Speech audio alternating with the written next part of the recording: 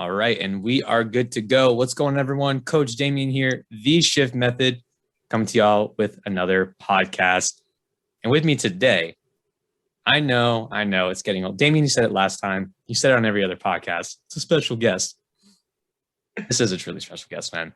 This is, I would go as far as to say, my best friend, one of my closest mentors, amazing guy, known him for several years, been to his wedding, done a lot of great things together in campus rec and training, just an all-around great guy, and that is DJ Scott. DJ, go ahead and introduce yourself to the people.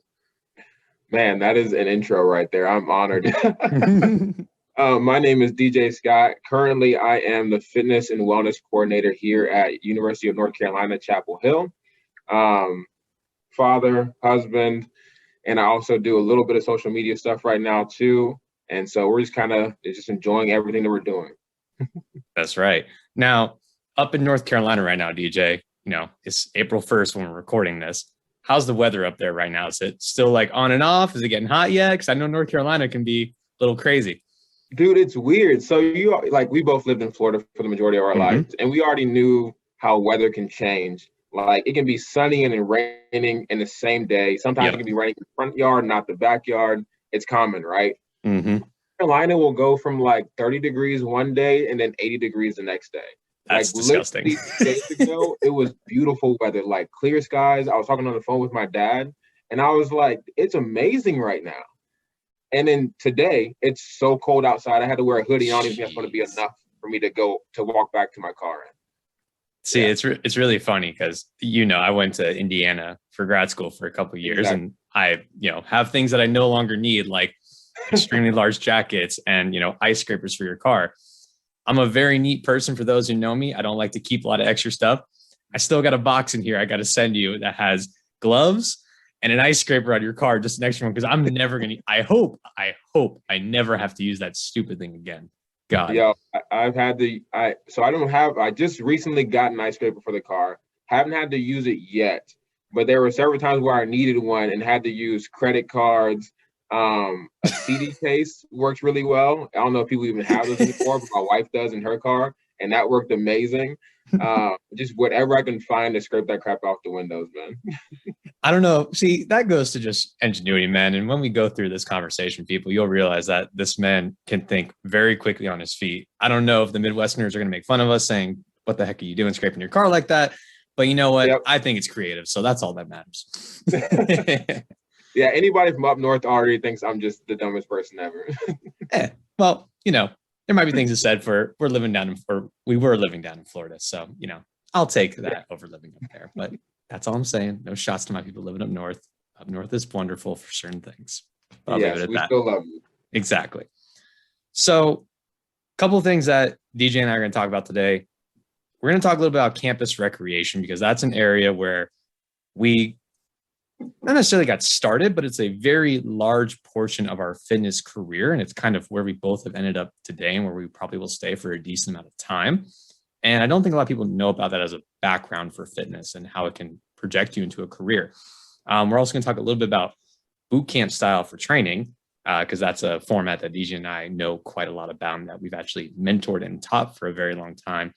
And lastly, going to talk about mentorship in general towards the end, both for personal training and group fitness, because those are people we've overseen. So first, DJ, kind of to go into, the overall campus rec side of things, can you kind of give people just a little bit of insight into your background, how you got into fitness? Yeah. So I would say primarily for me, it probably started when I was really young in a non-conventional sense. So my dad grew up in construction. Not my whole family, but the majority of my dad's side of the family does something or knows a lot about construction. And so I got brought into that life very early. However, my dad didn't want me to stay there, make that very clear, because he'll probably kill me if he hears me say that. But he did not want me to stay there, but I still worked with him a lot. And so I got to really be active when we were starting to see the transition from kids playing outside a lot less. I was still getting woken up in the morning and going to work with my dad in the summers. So it was a little bit different for me in that aspect. What really turned it on for me was going to football. And very long story short, as I was getting into it, we all know how coaches can be, especially if they're not like the best coaches in the strength and conditioning side of things. All they ever want to do is just make you throw up. That's like, that's their end goal. And I finally got, a group of us were taken to a small little camp where some people who actually knew what they were doing got to train us. And it just blew my mind. It was some of the smallest little technique things, not even directly related to football, Right. but then was somehow connected to football and how I played. And I saw an immediate difference in some of these small little things. And so I realized it isn't always about making somebody fail a lift or run until they throw up. There's a lot more to fitness. And I knew from that point, I wanted to be in fitness in some shape or form. From there, getting into campus rec, eventually, it took a little bit longer for me to get there, but I eventually did get there. And I realized after working there for a while that being in an area where I can learn how to personal train and mentor other trainers, because that first entrance into a gym for a lot of people, that first interaction with a lot of personal trainers can be so impactful for them. Yes. And if it's not the right trainer, sometimes it can just ruin their whole experience. Yes. And now they think that the gym just sucks or personal training they sucks. associate that person or that interaction with all of fitness, right? Because it's it's the closest tangible thing they know.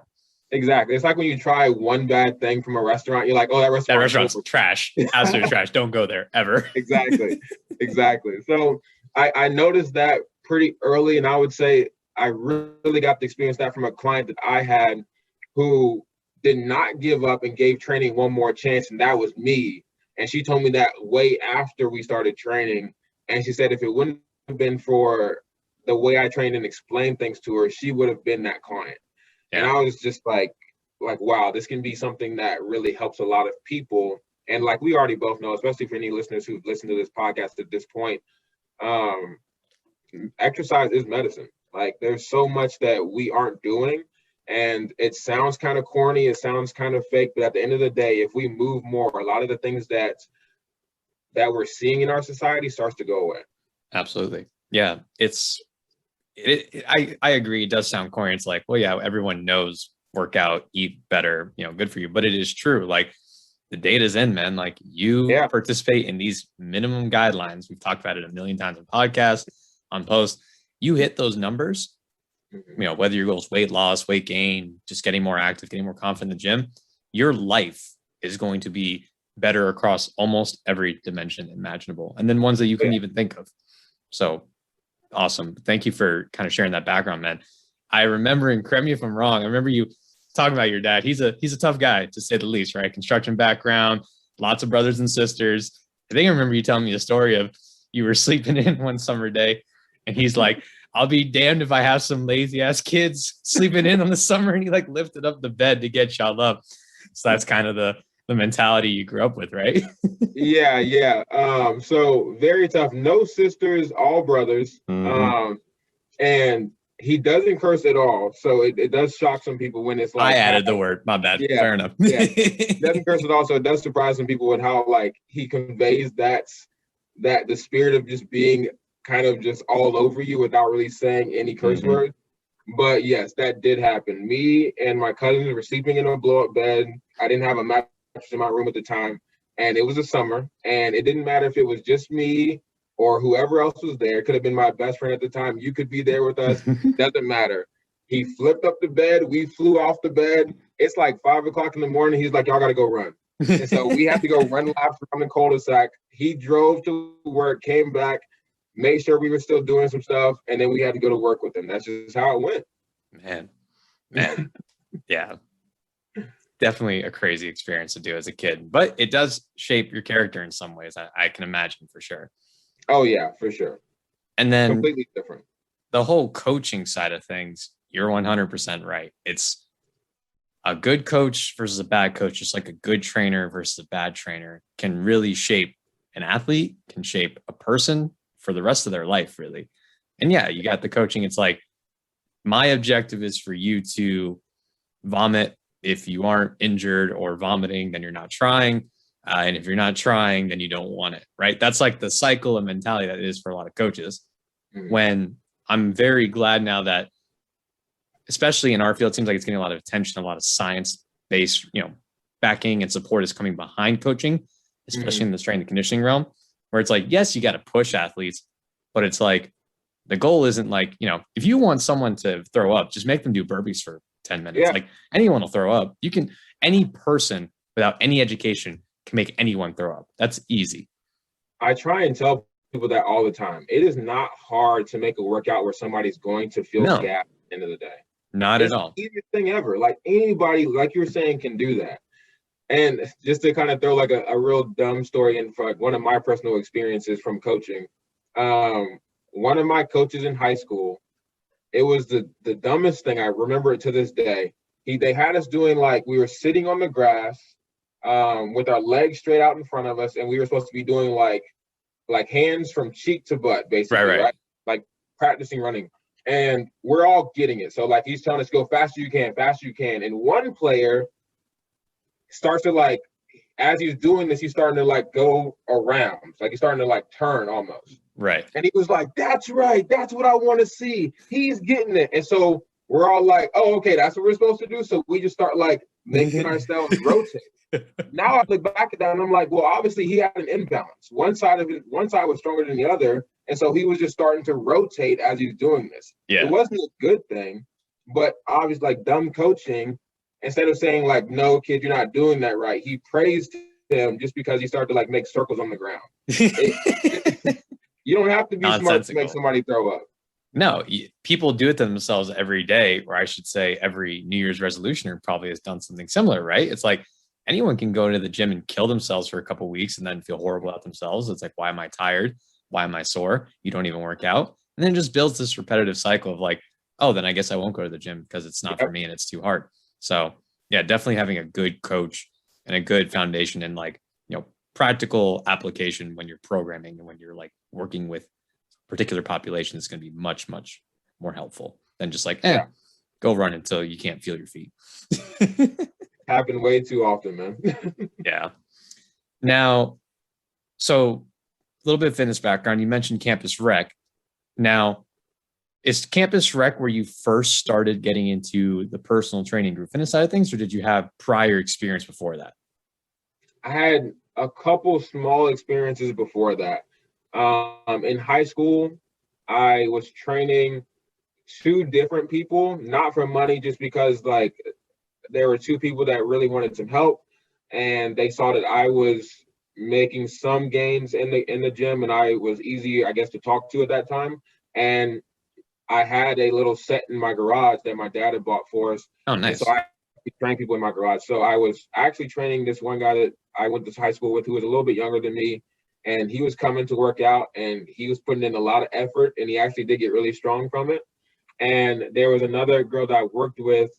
I used to work in a grocery store, and I was writing programming for her.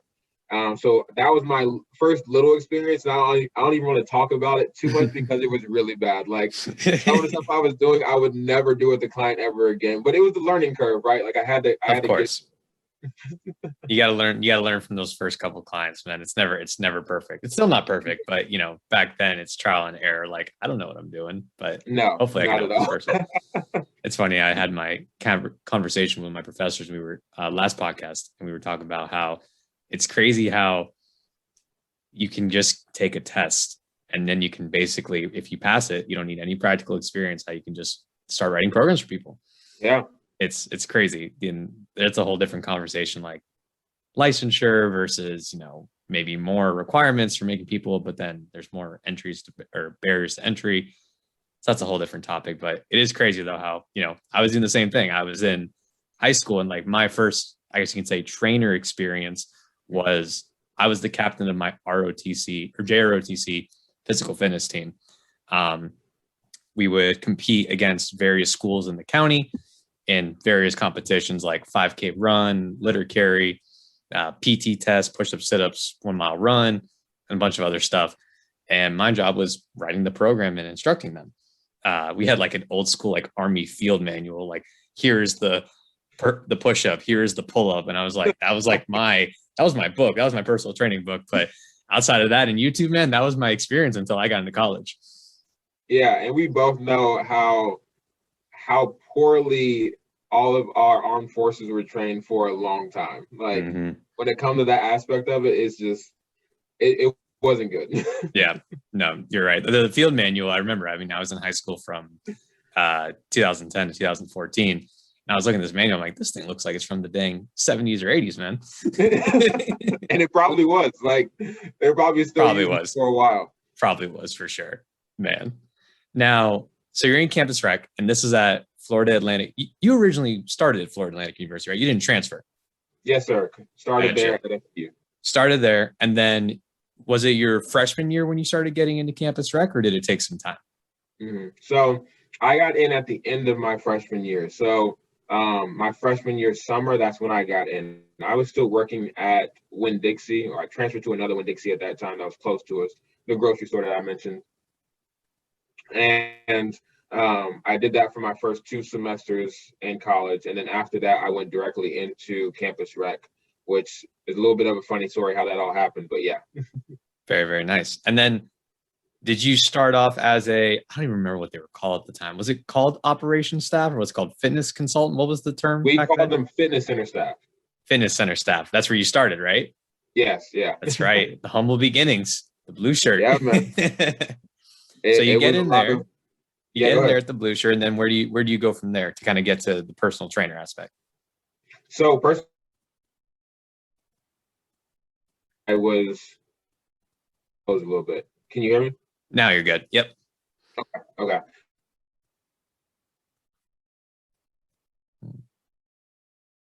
Oh, like we're getting a little bit of Wi-Fi issues again. Let's hope this doesn't cut out. Okay. There we go. Now you're back. All right, I think we're good. Internet connection got a little bit funny. It's saying something about your network. But I think you're clear now. Am I clear on your end? Yeah, I mean, I can see you. Awesome. Perfect. Sorry about that, bud. Go ahead. But yeah, all I said was personal training was that next step. Gotcha. And so now you got your certification was through ACE, if I remember correctly, right? Yeah. And then you made the jump to, was it group fitness, then fitness manager, or how'd you kind of get into that fitness manager role there? Okay. So there is a little bit more to talk about, I guess. So my first certification was through IHP. You remember IHP, right? Institute of Human Performance. Juan Carlos Santana, of course. Carlos Santana, exactly. I got my first functional training certification junior and whatever the next level was from him. Then I got into personal training, and that was the only certification I had at the time. Because luckily we didn't have to have like a overly accredited certification to start for our first semester, if you remember. And so I got mine in my first semester of training. And that was ACE.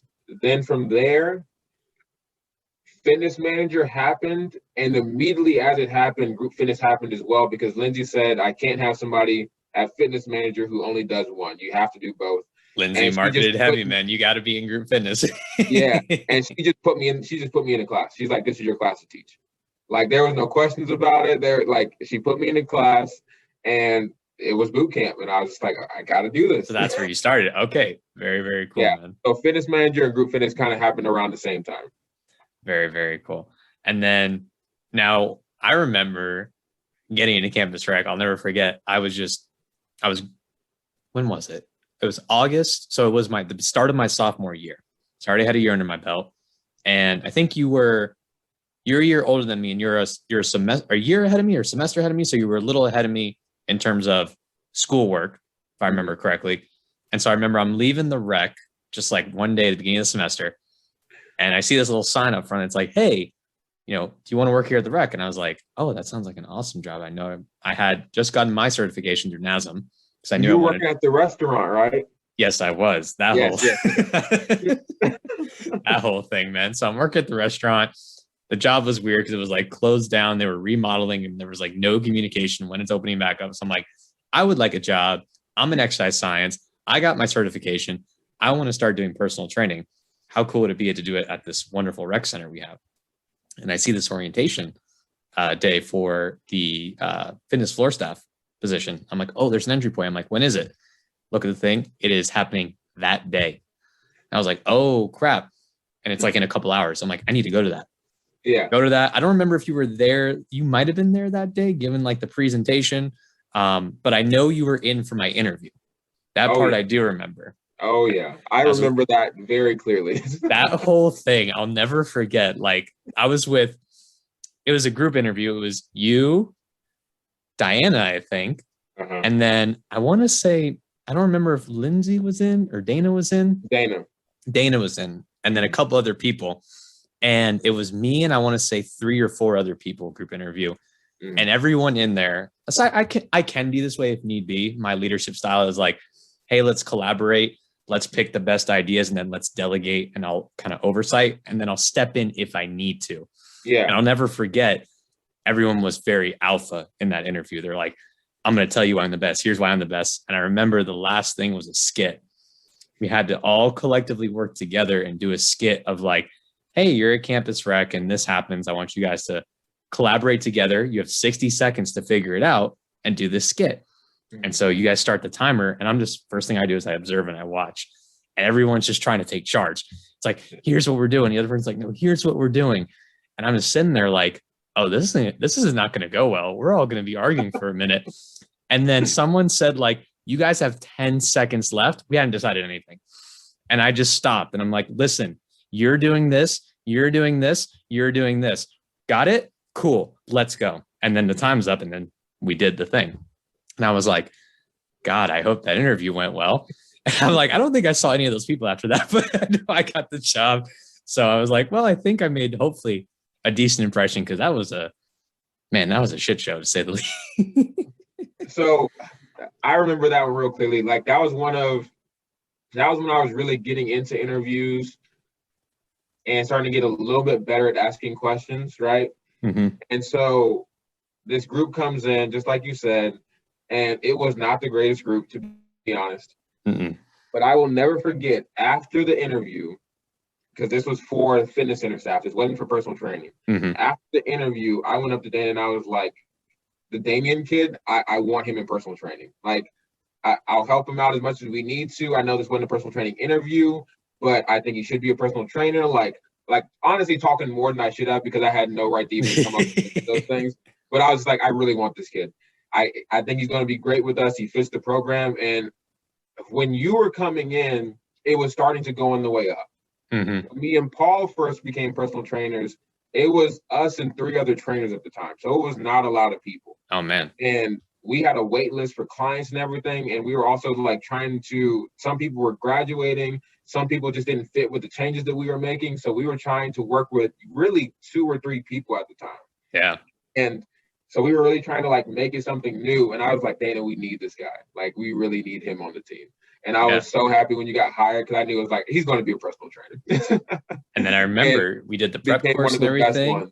Oh, I appreciate that, man. I had good mentorship and I went through the prep course, which was extremely helpful because even though I was certified, I had, other than like training friends and like writing programs for like, other people, like I had 0 practical experience. Like I'd never done an assessment on anyone.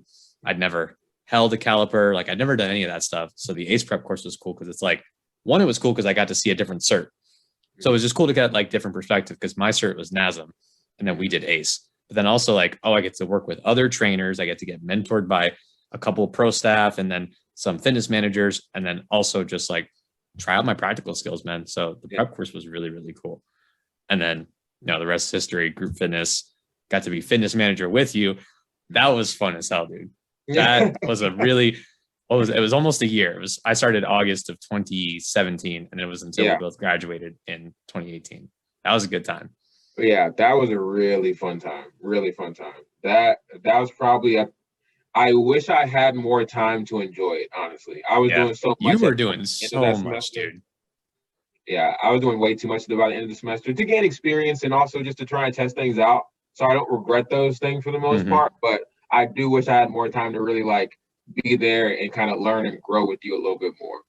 You had the internship, you had just gotten a dog, you were getting married. And then just like a lot of life changes, like looking for GA, like that was the whole thing in of itself. Like, yes, I'm graduating, but like, it's not just like, oh, I'm graduating and it's over. It's like, I'm like looking for the next phase of my life that's coming up now. So Yeah. it's very, very stressful on top of Yeah. juggling all your other responsibilities. And you were doing a minor and you were doing the entrepreneurship minor like I was. So yeah, that was a lot, man.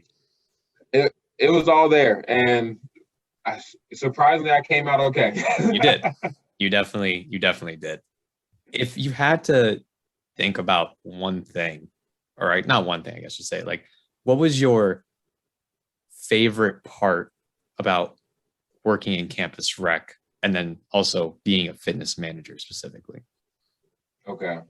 Yeah, campus rec for me and for so many other people, I've heard them say it, so it's probably going to sound dumb at this point, but it rings true to me so much. The community that was there with campus rec, like I still talk to a lot of those people today. Yep. I still see Exhibit some of A people. right here. Yeah, exactly. Right. Like we met through campus rec and I've been close ever since. Yeah. Campus rec, and also because of just how diverse FAU was, like we got to experience like just a very diverse, really fun staff. And there's nothing that can replace that in my mind. No. As far as like the fitness manager side of it, for me, that was the part that was the best, was really just the mentoring part. Like I got to really test my skills on how well can I communicate ideas, how well can I really teach somebody how at what they're already doing. So getting to be a part of that was really fun for me.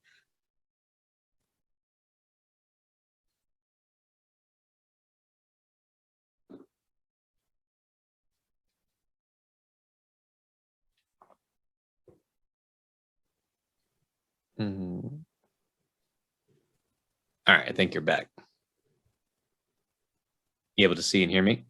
Yep, I can hear you. Perfect. All right, I think we're good to go now. Of course, this is the first and only podcast I'm having. I know my connection's usually trash anyway. This is the first I'm having difficulties. Maybe I'll try and cut it out. We'll see, but it hasn't been too bad so far, but we'll just keep rolling with it. Yeah. Sorry about that. What all did you hear? Sorry, I'm not sure where I left off. No, you're good. You mentioned how you really enjoyed the mentor side of things and how that was very valuable to you. Yes. Yeah, exactly. It allowed me to make connections that I probably wouldn't have been able to make in the same way, and it allowed me to have an impact on people, which can be sort of nerve-wracking, as you completely understand as well, because you either are going to help somebody in a positive way, or what you say to them can really affect them in a negative way. Yeah. And so it was adjusting based off of the person to see what are they really good at, what do they need to work on, how can I let them be themselves, but the best version of themselves in personal training, group fitness, whatever it may be. Yeah. And I think we got to make a hell of a team with all the people we had and all the people we got to mentor and work alongside of. A lot of cool personalities, man, along the way. People like Elijah and Morgan and Zach and Chris and all those people, man. It was a fun time. That last little group we had, little, it wasn't even little at that point. No, it wasn't. We grew it. Yeah. I think it was like 15 people we got to at the end there. I put that group of trainers against any group of trainers any given day. Stacked roster. Absolutely stacked. Yeah. And there's reasons behind that too that we can probably get into later, but there are it was just a really good group. It absolutely was. Yeah. I'll echo exactly what you said, man. Definitely the diverse in the community aspect of it, right? Like campus rec, and people used to joke with us being there, like, do y'all just like have a bed somewhere in the back where like you guys do work and then like you just go to sleep and then you wake up and you're back at the rec? Cause like you guys are always here and never leave. It's because we didn't want to leave. Like I loved, and that's why I'm back there now. I loved the rec center. I still love the rec center and all the opportunities that you have. There's always something to do. There's, even with COVID right now, there's always something going on. There's always things that you can do to improve. And that kind of ties into my favorite part of campus rec specifically is the student development side. Like people go into campus rec primarily because they care about students and like their experience while they're on campus, knowing full well that you're not going to be here for more than a couple years. But despite that, we're going to invest everything we can in you and you being successful in life. Do you know how hard that is? Like, I know you're going to leave as an employee. I'm still going to give you everything. That is so cool. You're also like preparing them to leave on a good note. Yes. That is so true. Most jobs, like, I don't think this is the right thing, but most jobs, like if they knew you were leaving in a year, they wouldn't hire you. You'd be like, get out of here. It's like, we hire you full well knowing that me and you are kind of the outliers, like staying there for 3+ years. Yeah. If they catch you in a freshman, you stay the entire time, it's an anomaly. That's not how it works. It's you're lucky you get them for, a year and a half. 2 years is like really good. So Exactly. that part is awesome. And then, the mentoring side from the fitness manager, that is priceless. Not only from there's the self-satisfaction thing there, we all have selfish aspects of ourselves. I love that. You feel good to help other people, but like seeing like where our group goes, and even people that I mentor now, I'm sure people you mentor now, it's like, man, seeing how they're doing and like hearing all the great things they're doing. I'm like, yes, man, that is so awesome. You guys are chasing your dreams, your goals, you're helping people and spreading that knowledge that we worked on together. Like there's nothing better in life than that. They were smart, man. Like that group. So smart. I don't want to harp on it too much, but like seriously, that group was just really smart, man. It was. Hall of Fame of personal training, man. Yeah. You got to get him a gold jacket for it. Now, we've been talking a lot about Campus Rec, and I'm sure most people, a lot of our listeners are fitness or health-based. They know what it is, but I think it's really important to kind of just give a brief overview from our perspective what Campus Rec is in general for those who maybe don't know too much about it or like don't really know what it is at all. So can you just kind of like lay out like from your perspective, DJ, like what is campus recreation in general? Yeah, I say to kind of sum it up, it is more so of an outlet in a stressful environment, right? Especially if we're talking about collegiate, college, campus recreation, right? It's a very stressful time for a lot of people. They go through weight losses, weight gains, relationship losses, and relationship gains, like all kind of different stuff. And they're also trying to figure out what they want to do for their future. And while trying to figure out who they are themselves. And it's all of that pressure while trying to get good grades. And at the end of the day, Campus Rec serves out as somewhat of an outlet for that. Yeah. So if you want to do fitness, there's that for you. We have a gym with personal trainers who, and sometimes are better than the trainers that are also in the area and other gyms. You have group fitness. You have getting out of fitness. You then have outdoor adventures, which there's so much that you can do just through that program alone, especially if you're just tired of being in the same area. All the abroad trips they would go on were just really fun and stuff you can learn from them. If you have your intramural sports, your sport clubs, where if you still are missing that athletic side of things, but you didn't want to go the athletic route into college, you still can get into it. So, I mean, there's just so much else that you can talk about with Campus Rec. Like you said, there's always something you can do there. We're representing the fitness side of it, but it's not even close to what all you can do with Campus Rec. No, of course. And it definitely varies from, like, you and I have been to different schools at various conferences. It looks a little bit different. Some places have a wellness aspect to their campus recreation, or a registered dietitian on site, or they have study areas. But I like the way you said it's like an escape from the rest of campus, right? I liken it to kind of like it's an oasis of just being active. Yeah. You don't have to be this gung-ho person that likes to go to the gym 6 times a week. It can be you like to go traveling, go kayaking on the weekends. Like there's a place for you. Rock climbing is a big thing in the campus rec side of things. A lot of these campus rec centers have bouldering walls or rock climbing walls inside, or they have courses outside where they have like a low course and a high course. And you can do things there where you're active in that way, because rock climbing is getting very popular.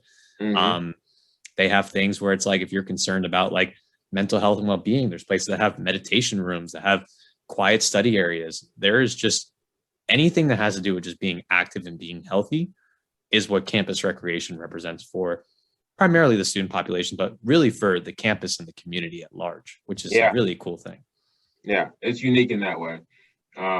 It's not something that a lot of people get to experience. But once you get to college, if your college does have even a somewhat decent campus rec program, go see what they have.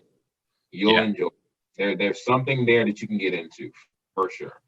And that's the coolest part, is that there's usually, it depends on the university, of course, but usually there's a lot of job opportunity if you're a student, right? You're already going to be spending a lot of time on campus. Campus recreation is usually flexible with students because of that. See if you can get a job there. And it's not just, I have to be into fitness. There's facilities. We didn't talk about that. There's usually a pool of some capacity, or there's lifeguard opportunities, right? If you like to swim, or maybe you were a swimmer in high school, right? The facility side, there's usually cleaning staff.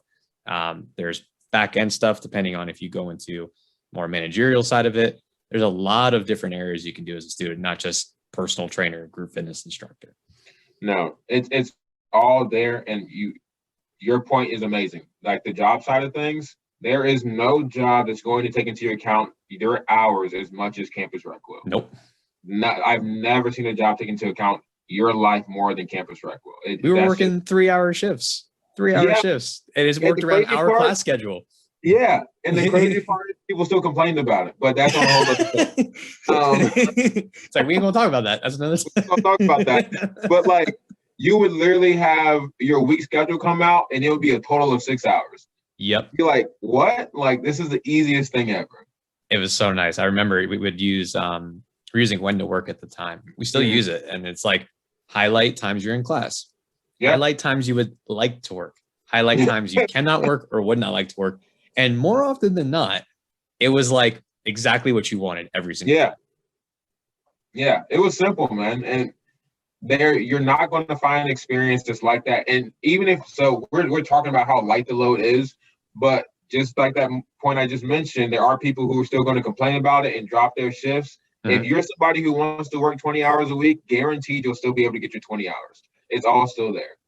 DJ, I know me and you, we joke about it, how during winter break, me and you would just be in group me, just like, give it to me. Give me them shifts. Give me them shifts, dog. I was working to 8-10-hour shifts every day over winter and spring break. Why not? Like, we had the time. And no one's there. Like, no one was there. The job was so easy at that point. I was taking everybody's shift I could. Yep. Oh, man. But yeah, the whole point of that is that if you're a student on campus right now, and you're maybe looking for a job opportunity, fitness-based or not, it's a really, really good opportunity. So I would definitely check out and see, especially as things are opening up more now, there may even be more opportunities. So definitely hop on board with that. Kind of just a little bit of point with that. Yeah. Probably you can talk about this too, just a little bit, is even though we're opening back up, what we also saw grow in the times that we were more so closed was the virtual aspects. Yes. So even if you still want to teach from home or do things from home, more gyms, more campus recreation centers are having those opportunities for people. It's not going to work in every single way because some people can't do it, but especially in fitness, it is working really well. Yes, it is. I always say that, COVID didn't create the market. It was a catalyst for the market of being for virtual fitness to launch, because, it's accessible. It's generally cheaper, and the reach and audience is unlimited. So and it eliminates barriers. Like, if people are busy and it's like, hey, I don't have time to, drive back to the gym for 30 minutes, or I need to go home and take the kid and get dinner started, I can do that in my living room. Like, that's awesome to me. And you can teach it from your living room. That's the awesome part too. Yeah.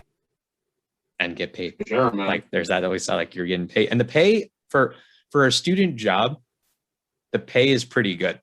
If you're the fitness, I can speak from the fitness side purely. It's decent pay for a starting job. Yeah.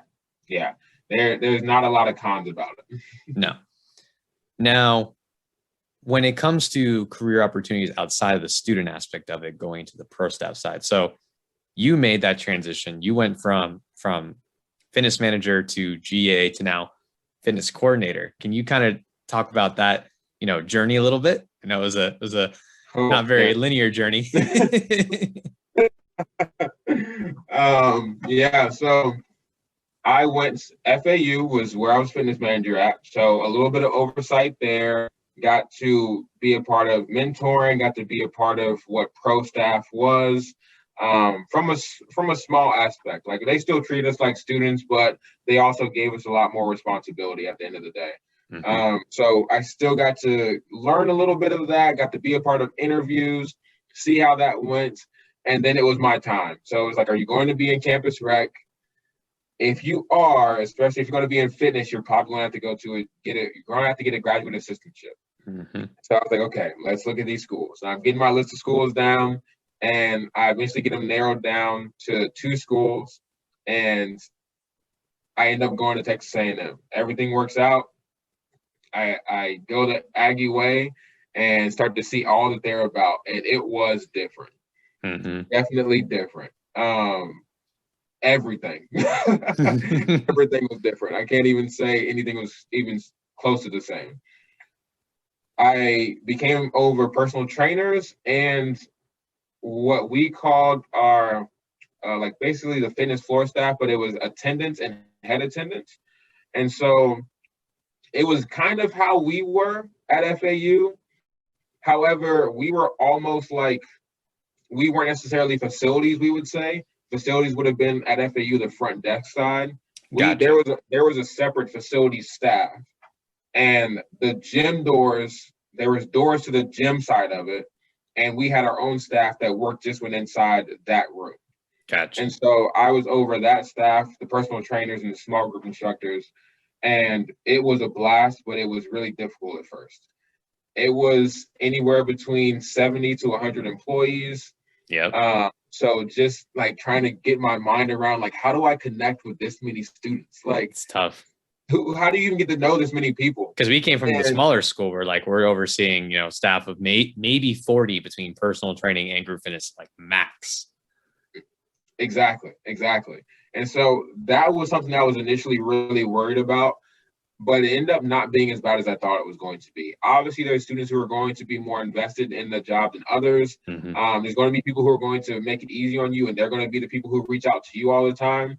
And it was a part of the culture there already where all of the management team was constantly coming downstairs anyway. So we would see everybody on shift, we'd talk to them, we'd help them, and sometimes discipline them. And so that part became really easy.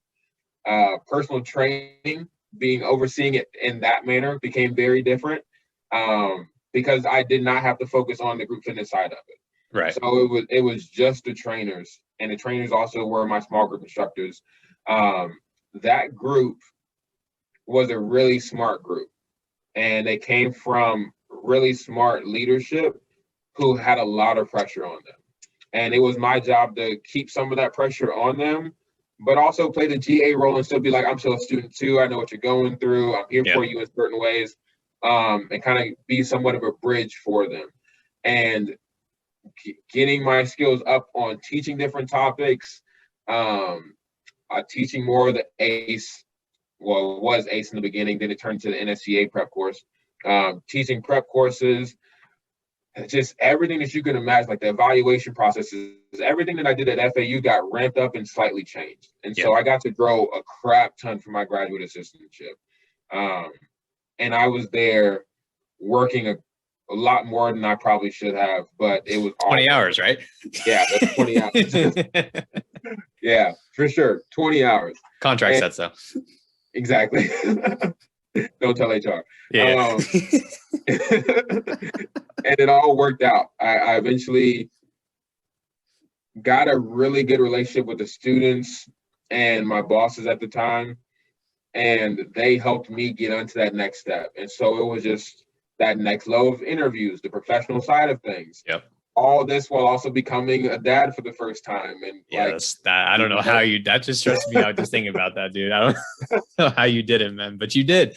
If there's anyone who could do it, I'm like, I know DJ can do it, man. It was difficult, man. It is not, I don't recommend it. I definitely don't recommend it. But I got through it, got to those interviews, and the interviews went great. And that's all because of my past experiences.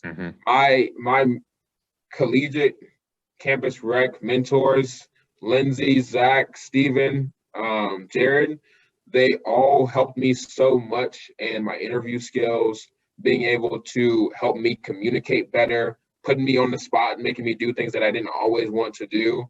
I got that from all of them.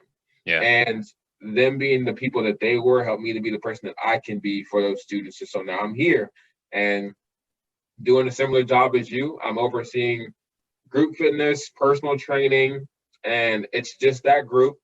And we're dealing with all the COVID stuff. So it's how do we still make programs work, even though not everybody can be here? How do we keep all of the guidelines in place in all the fitness areas that we have and make sure people are in a safe environment from place to place? Like all those things have to come into play. while still acting like everything's somewhat normal. Yeah. And this point right now, trying to figure out what's the next steps. Like, do we know if we're going to be able to have more than 10 people in the class? Do we know if we can start to hire more people? Like, it all comes from like, we might need 10 more staff, because it could blow up and we could start having 20, 30 people in the class again. However, if it stays similar to where it's at and only bump up just a little bit, and maybe we hired too much. So trying to figure out those things are also a part of the program too. But yeah, that's kind of how I went from one to the next without some of the little other pieces that aren't campus rec. And I think it's good to outline that, because I had also a conversation with Chris not too long ago on the podcast. You know, there's a few areas in the exercise science or health science realm that I think gets a lot of attention. More so the typical ones: physical therapy, strength and conditioning. You hear campus rec every now and again, but I don't think people maybe know too much about like the opportunities from the fitness side of things, right? If you want to go into management or leadership of people, or if maybe you have aspirations of owning your own facility or managing a large facility one day, corporate or private, whatever it is, campus recreation is a really great, stable, best way for you to get like career and professional development. It's like an amazing avenue for you to take. I don't know, DJ, if you have anything to add in terms of like the opportunities from the fitness side of things. If you want to be that person who can help student age kids go into their next job in fitness, because of some of the things that you experienced, some of the things that you've heard of, this is the job for you. Like, it's what you want to be at, because they have a lot of questions.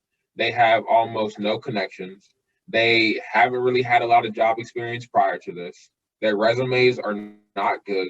And so you have the opportunity to really be the catalyst that sets them forward and really helps them go in the right direction.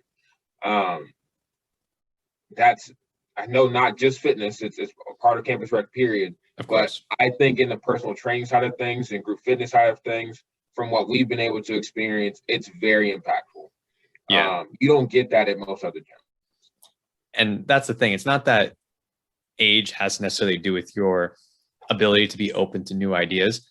But what I do know just from experience and listening to other professionals talk is, if you go to an established gym, you may come in contact with a staff or members on the staff where they're set in their own ways, right? They're established trainers. They think, and maybe they are successful. Maybe they do have a lot of knowledge, but it's their way is the right way. And that's how it is. And it works for them because they're a successful trainer and their clients have success. And maybe they don't need to grow more, or they just kind of stick in their lane. It's like, this is what I do. When it comes to campus rec and working at a university, most students are there because they want to learn. They're wide-eyed. They have the rest of their lives in front of them. DJ and I are still young. We're still kind of in that category, right? Like, we're still like, we're open to ideas, man. And like you said, a lot of these students, like, this is their first job. They're just getting into their coursework when it comes to like exercise science for the group fitness instructors and personal trainers. So all this is brand new to them. And the environment is just all about learning and trying to grow and develop. And as someone in that role who enjoys that thing, it is so refreshing that people just like come to your office and it's like, hey, I was reading about this. Like, can you talk to me about this? Like, hey, I was needing help with my program. Can you help me with that? Or, oh, I want to learn this new format for group fitness. Can you help me teach this? Like, that is just hearing that, and like the ability or the demand for wanting to grow. It baffles me all the time. Yeah. And I love it. Yeah. It's because they're already in an academic place, I think. I think that's at least a part of it. Yeah. They know campus rec is located in the same places as university or college, whatever it may be. And they're already used to, like, we're having meetings where we're teaching you and we're letting you still be a student. And so I think it kind of opens up that door to say, hey, I can ask my boss about these questions and not kind of get a lot of hate from it. In other gyms, you might lose your job or lose opportunities because you didn't know the answer to certain questions. Yes. It's a good place it's a place to make mistakes, or like to have those, like, uncomfortable rookie moments, right? That's the whole purpose. That way, when you go into a real job or a big boy job, when you're like, oh, this is the big box gym where I got to, make sure I'm getting my clients, I'm helping them, I'm helping with goals, I'm helping with sales. Like, you already had your training and you're good to go. Mm-hmm. And that's why the campus rec trainers can be some of the best trainers you've ever seen. Yes, because we take the time to develop them. Yeah. And that's an important distinction too. Kind of the last point I want to talk about before we move on is the difference between personal training in a rec center versus personal training in like your typical box gym, right? Yeah. You might think, well, it's kind of the same thing. And I want to preface it. There are tremendous things about being a personal trainer, especially if it's your first time doing personal training. Excuse me. And that is, in some sense, you're relatively spoon-fed clients.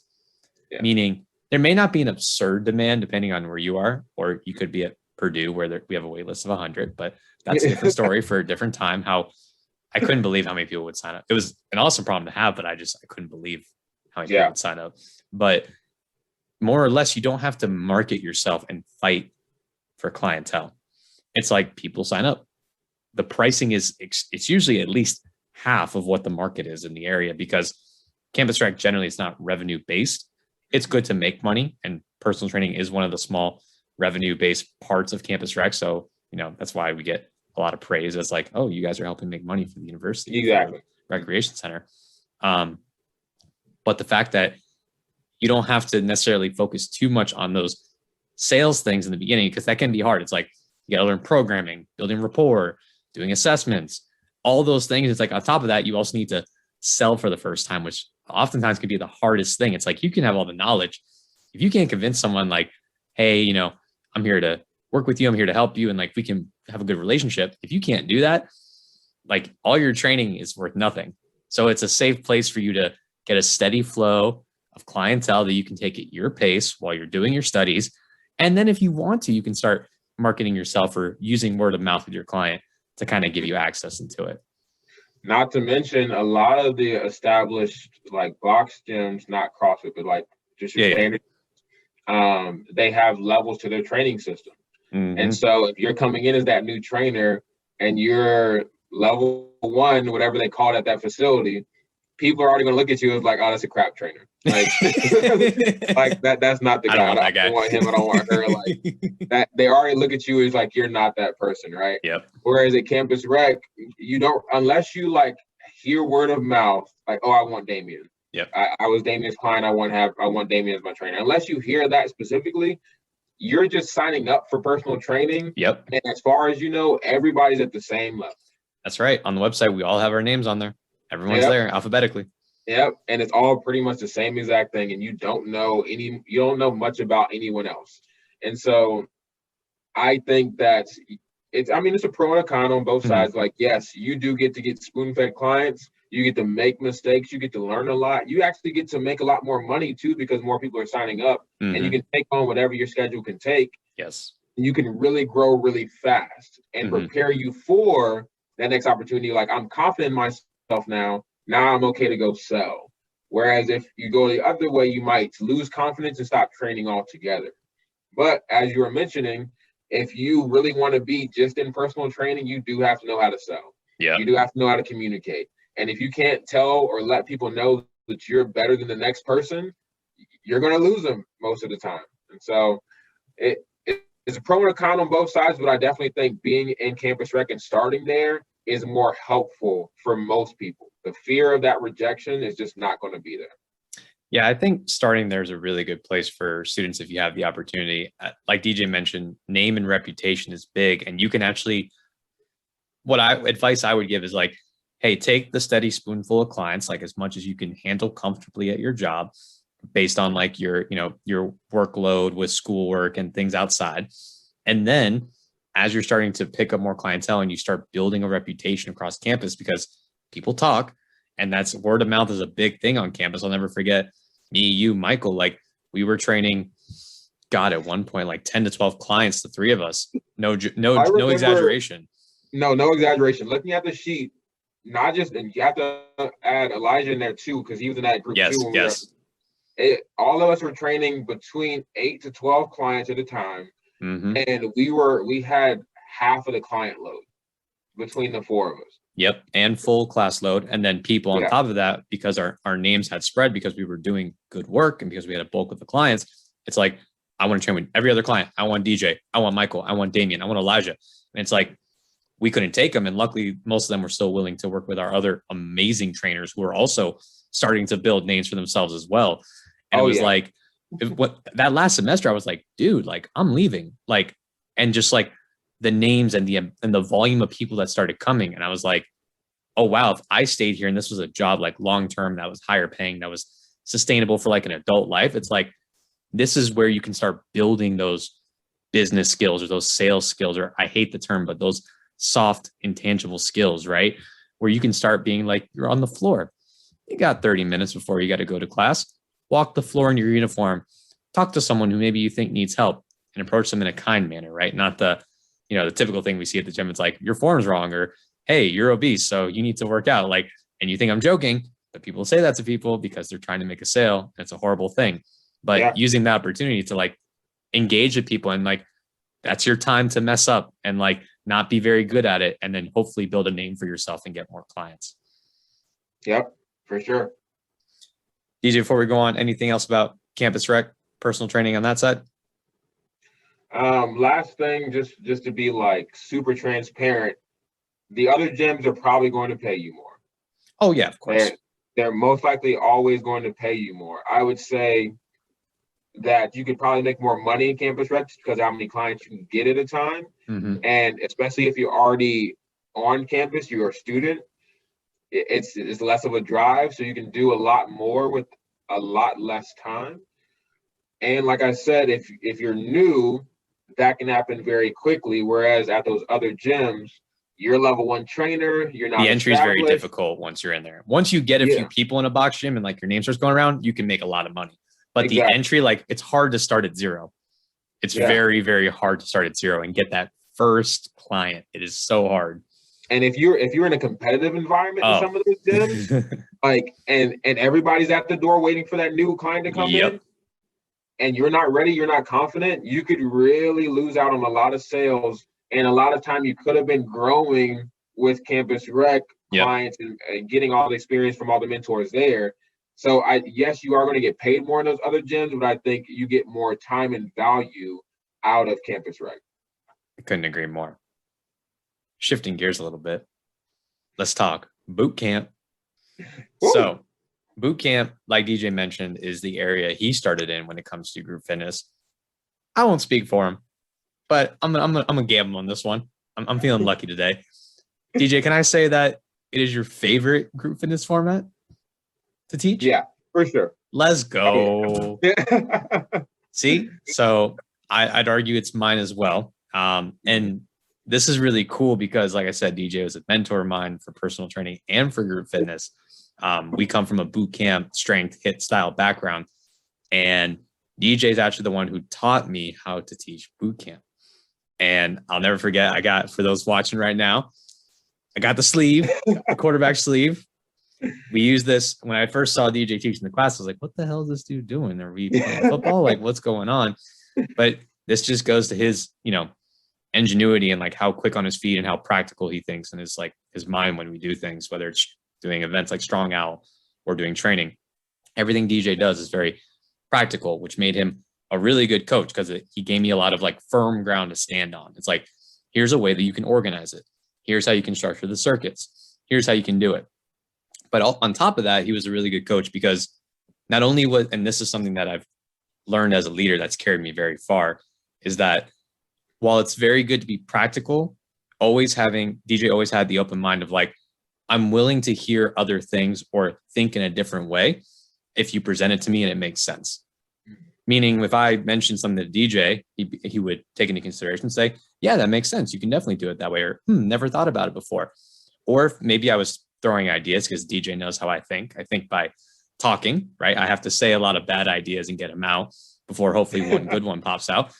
He would be able to rationalize and say, no, I hear what you're saying, but maybe you got to consider these things as well. And then be like, oh yeah, you're right. No, that doesn't make much sense. So having him as a mentor for group fitness and coaching bootcamp was amazing. And it's still my favorite format today. We're looking to hopefully bring it back soon now that COVID is getting a little bit better and we're hoping to bring it back outside. So that's looking promising for sure. I appreciate all the compliments, and I'm very happy that it's coming back. I was a little hurt when I saw it was leaving. And just to make sure everybody's clear, Damien might sound like it took him a while to learn this stuff, but he learned it very quickly. And he went on to mentor a lot of people as well. So it became a very quick pace relationship in that way. Appreciate that, man. Now, boot camp gets thrown around a lot, right? The name itself, right? You hear, a local place down here in South Florida is Hugh Hard Exercise Works. They have boot camp classes. Sometimes you might hear local box gyms have boot camp style classes. The term gets thrown around a lot. When you hear like the term boot camp, DJ, like if you had to define it just in your terms, like what does a boot camp style class mean to you? So boot camp to me should be one of your more difficult group fitness classes. It's still going to be group based. It doesn't have to be group fitness in that sense. It could be small group, but it's going to be group based. It's going to be a little bit more difficult, and it should start to use some of the things that you're not going to see in a typical group fitness class. So I think if you bring those three things together, you are going to have a somewhat decent boot camp. And then it comes to the coaching. Like you got to have a coach that really is going to bring a presence for that class. Yes. If it's not like I don't want to say like, this probably in the best terms, like a powerful person, like a presence that they can bring to the class. No, of course. It's like that drill, not that you are a drill sergeant, but it's like that drill sergeant energy. Like, oh, my instructor is there. He has a command presence. Like, here's what we're doing. We're going from place to place. We're moving. We're engaged, right? Exactly. And I was kind of being careful because I don't want it to sound like this isn't the military. Like, it's not the same thing. Not at all. However, as far as group fitness goes, it should be like you have a presence there. They know you're there. And when you say go, they are on and they are going. So that's how I see boot camp. Absolutely. I would definitely disagree with anything. No. All that I really like the part that you mentioned about the different equipment, because oftentimes the unique thing also about boot camp, it doesn't have to be this way, but usually it's best to have an outside component to the class or make it fully outside, because it's very hard to get classes outside. It's a little bit more popular now with COVID because that's how a lot of gyms survive. But this is a time it's like, hey, let's get some sunshine and fresh air, get some elements involved, right? So having that aspect, I think, adds to the boot camp style, which allows you to use pieces of equipment you otherwise wouldn't use, things like medicine balls, because if your group fitness floor is, wood floor, you maybe can't do medicine ball slams or medicine ball chest passes against the wall because it's mirrors around the wall inside. You can do that outside. It doesn't have to be this way, but I think most boot camps would benefit from having some kind of running component where you travel, or at least small portions of running where you go from place to place or station to station. And again, that goes to being outside, having more space available to you. And the last part that I think DJ kind of touched on a little bit is, yes, you can do this in every group fitness class, but I think the thing that makes boot camp the most unique, aside from the equipment or being outside or being a higher intensity class for the most part, is it is a team work or team atmosphere style class, meaning the circuits and the camaraderie and the team activities that you can do, that's what makes it boot camp, right? And playing to the spirit of the word, again, it's not a military style class, but it's like, when you think boot camp, it's like, we're all in this together. Motivation, like we're getting energy from each other. We're feeding off our instructor. We're feeding off the activities and circuits we're doing. So having that camaraderie and team-based part of the class, I think, is what makes it unique as well. Exactly. Like in some group fitness classes, you might have, in all group fitness classes, there should be levels. However, like the running components, when you say go, everybody's running. Yep. Team components, like they're looking at each other, like they're clapping for each other, especially if you really get with them and you're high energy and you're like, clap for your team, go, let's have it. It really makes the class a lot more different and sets it apart from a typical group fitness class. Yes. And DJ and I come from the same, or I guess I should say similar background, because he taught me boot camp. And not that my style hasn't changed at all, but I think the principles and foundation for my program design has stayed relatively consistent since I've learned it. But DJ, can you kind of just outline like what your style is in terms of how you, or it doesn't necessarily be your style, but what you think makes sense program design wise for boot camp in terms of like, general recommendations for warm up, maybe some ideas for if you do circuit, superset, et cetera, and then how the class kind of flows throughout. Yeah. I'd say warm-up is actually a pretty big deal for a boot camp class, especially how we were teaching it at FAU because it was so much outside. So one, no AC. Nope. So like, the environment especially in was South not Florida, controlled. man. Yeah. And so you had to get the body ready to be able to handle what was going to happen. I did have a couple people throw up in the class, not necessarily because it was just like super, super hard, but because either they ate something wrong or it was so humid out and how they were able to take in air just affected them a little bit weird. So you do have to prepare the body for what's going to happen. There was a running component to every single warm-up I did in boot camp because we were going to run. I worked every joint out that I possibly could because we were going to move in a lot of different ways that you weren't used to. Yes. I had a high intensity finish in all the warm-ups because there was going to be high intensity in the workout. Yep. And there was going to be some plyometric stuff in the workout. So it was all going to be there. And I had to make sure that the warm-up was really good and did as much as it possibly could. And I would say the cool down, that took me a little bit longer to get better at. And I agree. Say, yeah, it me took too. me a little bit longer to get better at. I kind of not neglected it. It just wasn't that important to me in the beginning. And as I got older, I started and did it a little bit more. I started to understand like this cool down after all that stuff I just put them through also needs to be really good. Like they are sweating, they are going crazy. And if I don't end this class at the right time and people are leaving because the class has ended and they didn't get to do their cool down, I did them a disservice at that point. So cool down is in a similar way, except it's a lot more static. I made sure I actually cooled them down first. Like let's get the difference between a cool down and a stretch down real quick. I cooled them down first. So it was a walk, it was some breathing, really focusing on getting that heart rate lower. Then we got into our actual stretches, where now we're in a little bit more of a calm mindset. Now we're going to get into more of these static long-term stretches. Some things I know if I hit it harder, I would do it a couple times. They kind of see it as repetitive, but they start to understand as you're coaching it. If you're talking through your warm-up and cool downs, you're saying, and we're going to go through this a second time just to make sure that these muscles are going to be good for the next time you guys come out. I'm really looking out for everybody's benefit in this class, right? So those two things I think are often neglected, but if you're really doing a good boot camp with some of the things that we've mentioned, they're very important. Of course. To get the education part out of the way, getting into more program design for that. Your typical program design is what I kind of base all of it off of. So I want to do more of my power, somewhat plyometric moves in the beginning. I'm still trying to keep the more, well, honestly, because of how everything would flow, I would usually do a movement that I'll usually do a circuit or superset of some sorts where it wasn't so much power in the beginning, just to really get that body moving just a little bit more. So kind of adding on to the warm up. Right? Yeah, like an extent. Exactly. You took the words right out of my mouth, like an extension of the warm up to get them prepped. Exactly. Yep.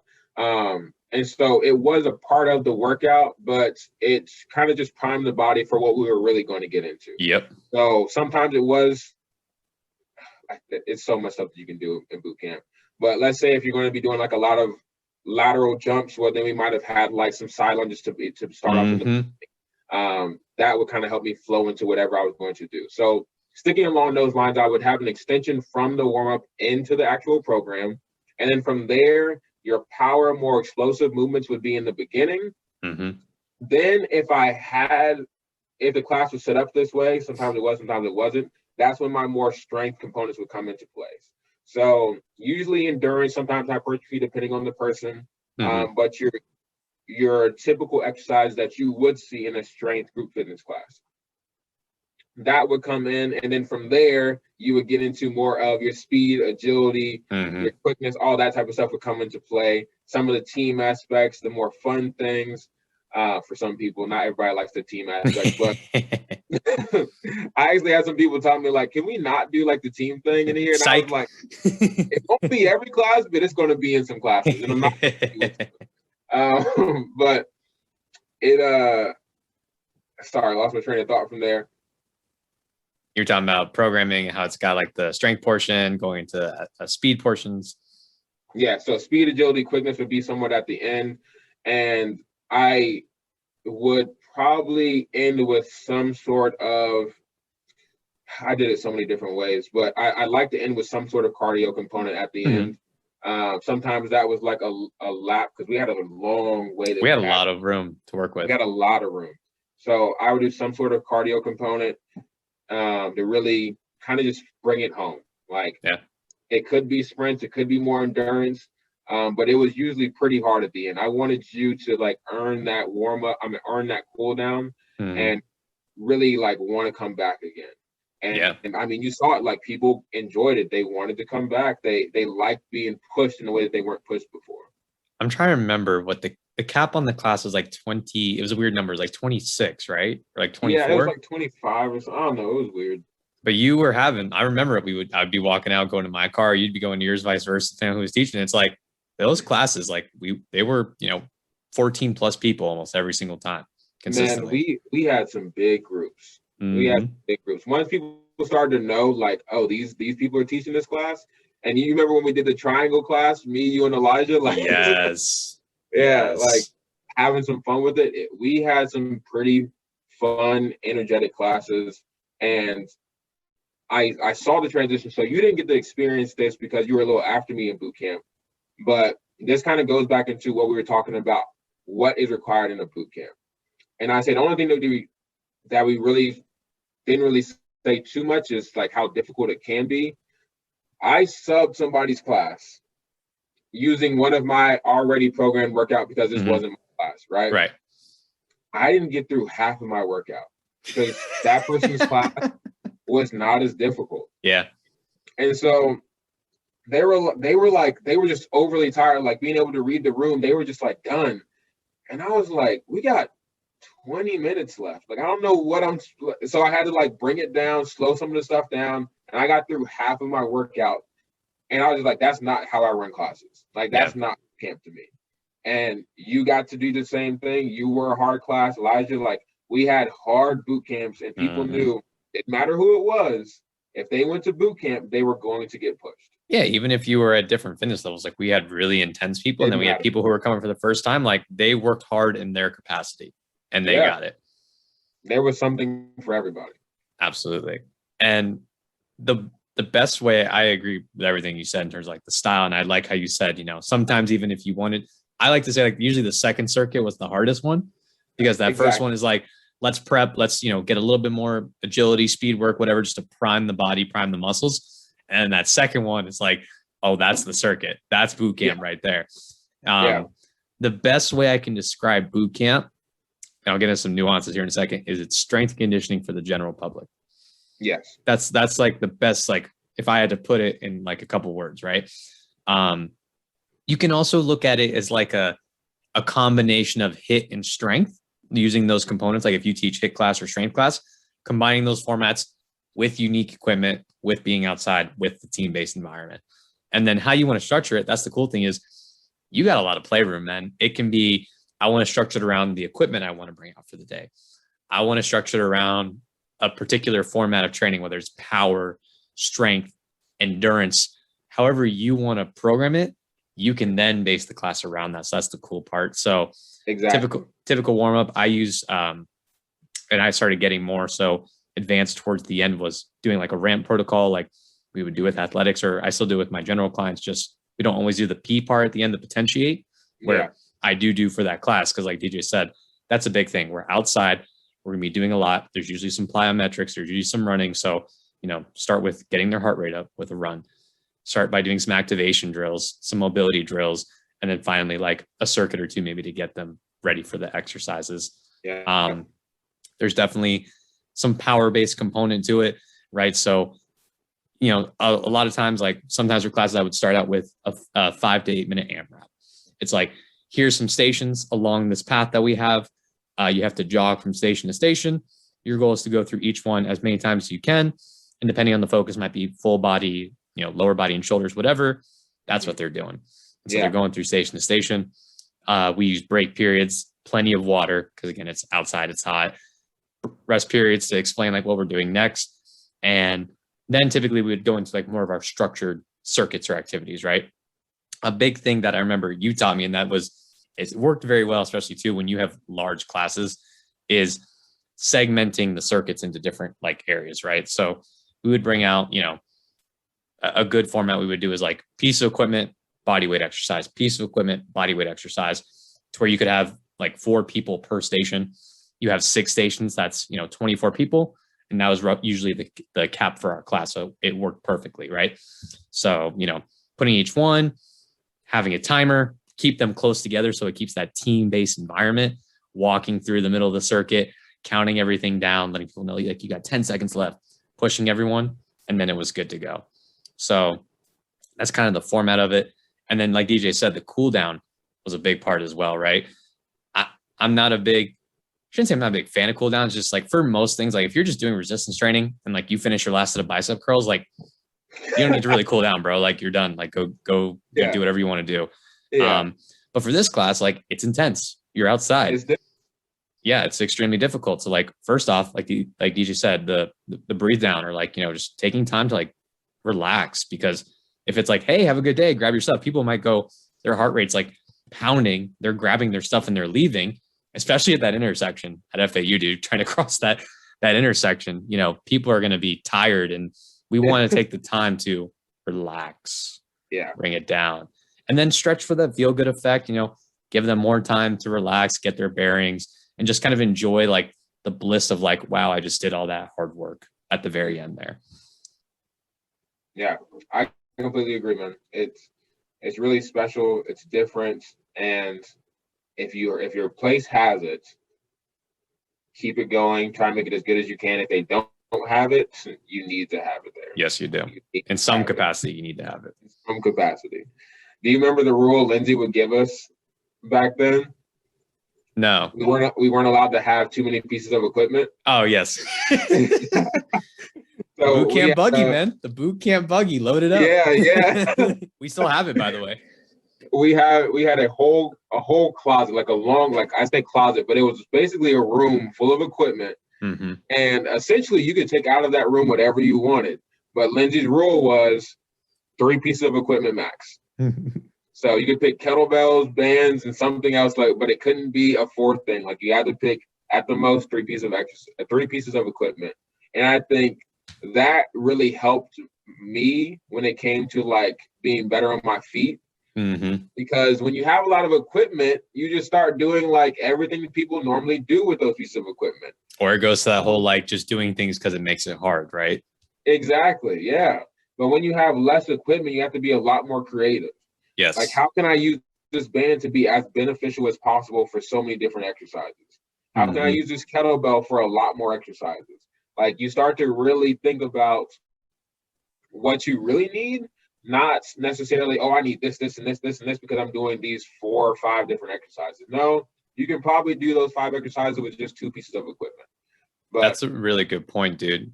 Because I remember like the transformation that at least I had towards the end, because we always used to share programs all the time and talk about ideas, which was always fun. I don't remember if I got the idea from you or I just started doing it, but the biggest transformation I have in my classes is how I would structure, how I split the class up. Because when I first started, I worked with what I know, with what I was taught, because that's where I'm comfortable is. I bring out this equipment, we go through this circuit 3 times for 30 seconds a piece. That's good enough, right? But then I started thinking like, hey, less equipment, or how can I be more engaging aside from, okay, Damien's got the same circuit again, or the same order of the circuit. I started cutting my class in half. Mm-hmm. And if someone doesn't have a partner, make them go in 3s, or I can work with them. So you can always cut the class in half. You can always divide it into 3 and then just make them do something. Partner runs, make everyone on the ground do a plank, have a resistance band and do resistance band runs, have one group do suicides, the other group doing jumping jacks, and then switch after a set amount of time, right? Yep. I started being like, oh, I don't need equipment to do circuits, or I don't have to do it where it's 4 people in groups. I can divide it however the heck I want and then have fun and structure it that way. Yeah, and you talked about the numbers we would get, but what people don't necessarily know is that there was no sign up for this where we were told in so much time advance. Like this was a free class. That's right. I forgot. We didn't know how many people were going to come because it was all paper based. There was weeks where we could have like 6 people in the class. Mhm. And then, so I would teach two times a week usually. And there would be a day, Tuesday, where I'd have 6 people in that class. And then Thursday, I'd have 20 people. Yeah. And so you had to wrap your mind around, how can I make this space work for 3 people and 8 people? How can I make this space work for 5 people and 10 people? Like you had to know how to really make things work, even if you didn't have as much equipment, right? Yes. And so that became a big part of how I trained. The last thing I'll say too is, before I go on to the topic of teamwork, because I think that's a big part, is learning how to use the environment and what was around me to like enhance the class. So like you can do a lot with a wall. And I learned that, right? You can do medicine ball chest pass. You can do vertical jumps and have them challenge themselves, reach how high they can.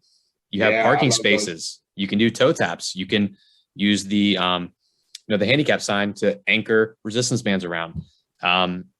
You have, a fence. You can tie a TRX around it. Like there's a lot. And there was a stairwell, which I used quite a bit too towards the end. And then we would go up to the top, and there was that ramp in the parking garage. So like utilizing your environment, like play with the environment, because that's what you have at your disposal. Yeah.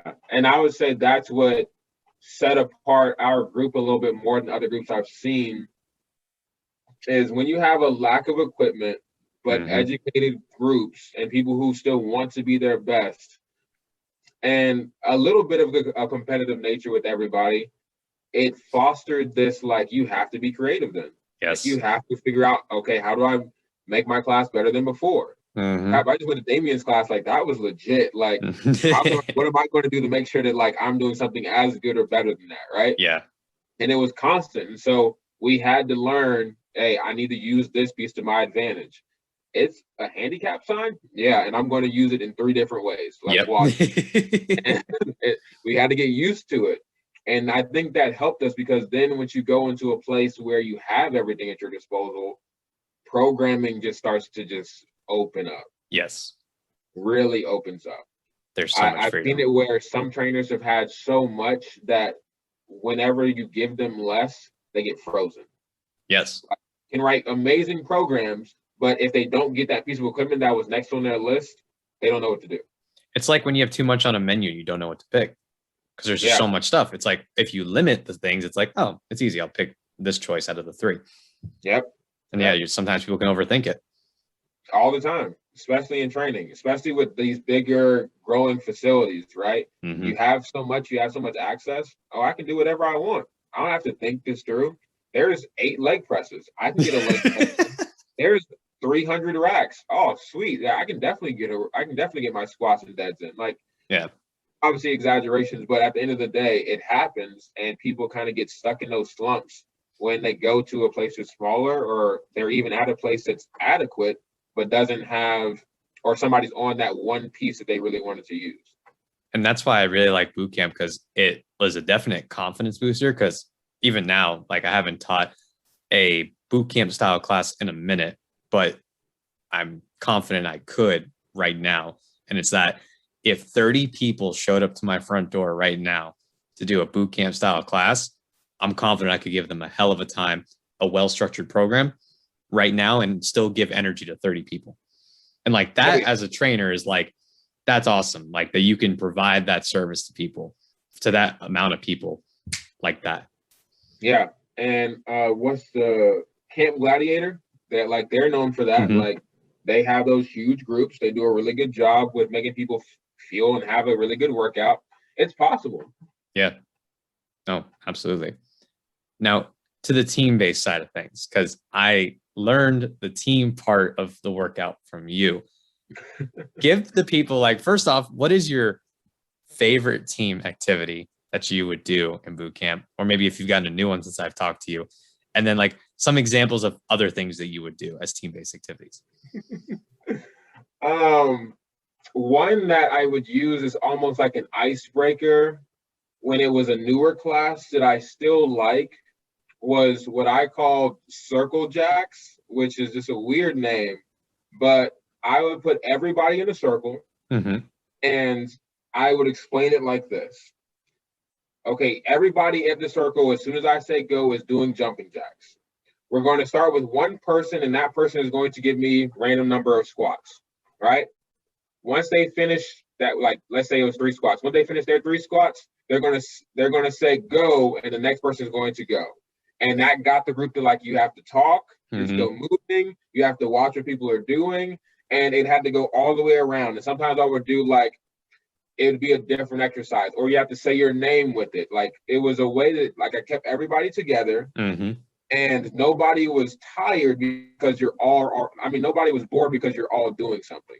So starting off the gate, like, what's your name? 3 squats. And then as soon as you're done with your squats, back to your jumping jacks. And you're going to get all the way through. That was one of my really fun ones that I can say I can still enjoy to this day. Nice. And then what were some, like, other common ones that were, like, your go-tos, your bread and butters? Man, common ones. I really liked, I would do a bear crawl one. Okay. Where one group would have to do I like to change it up, so I can't say it was always one exercise on the other end, but one group would have to do, then there was snake squats too. That was one of my, I love that one so much. That one was, it's a staple, man. Yeah, snake squats was a popular one that I did a lot.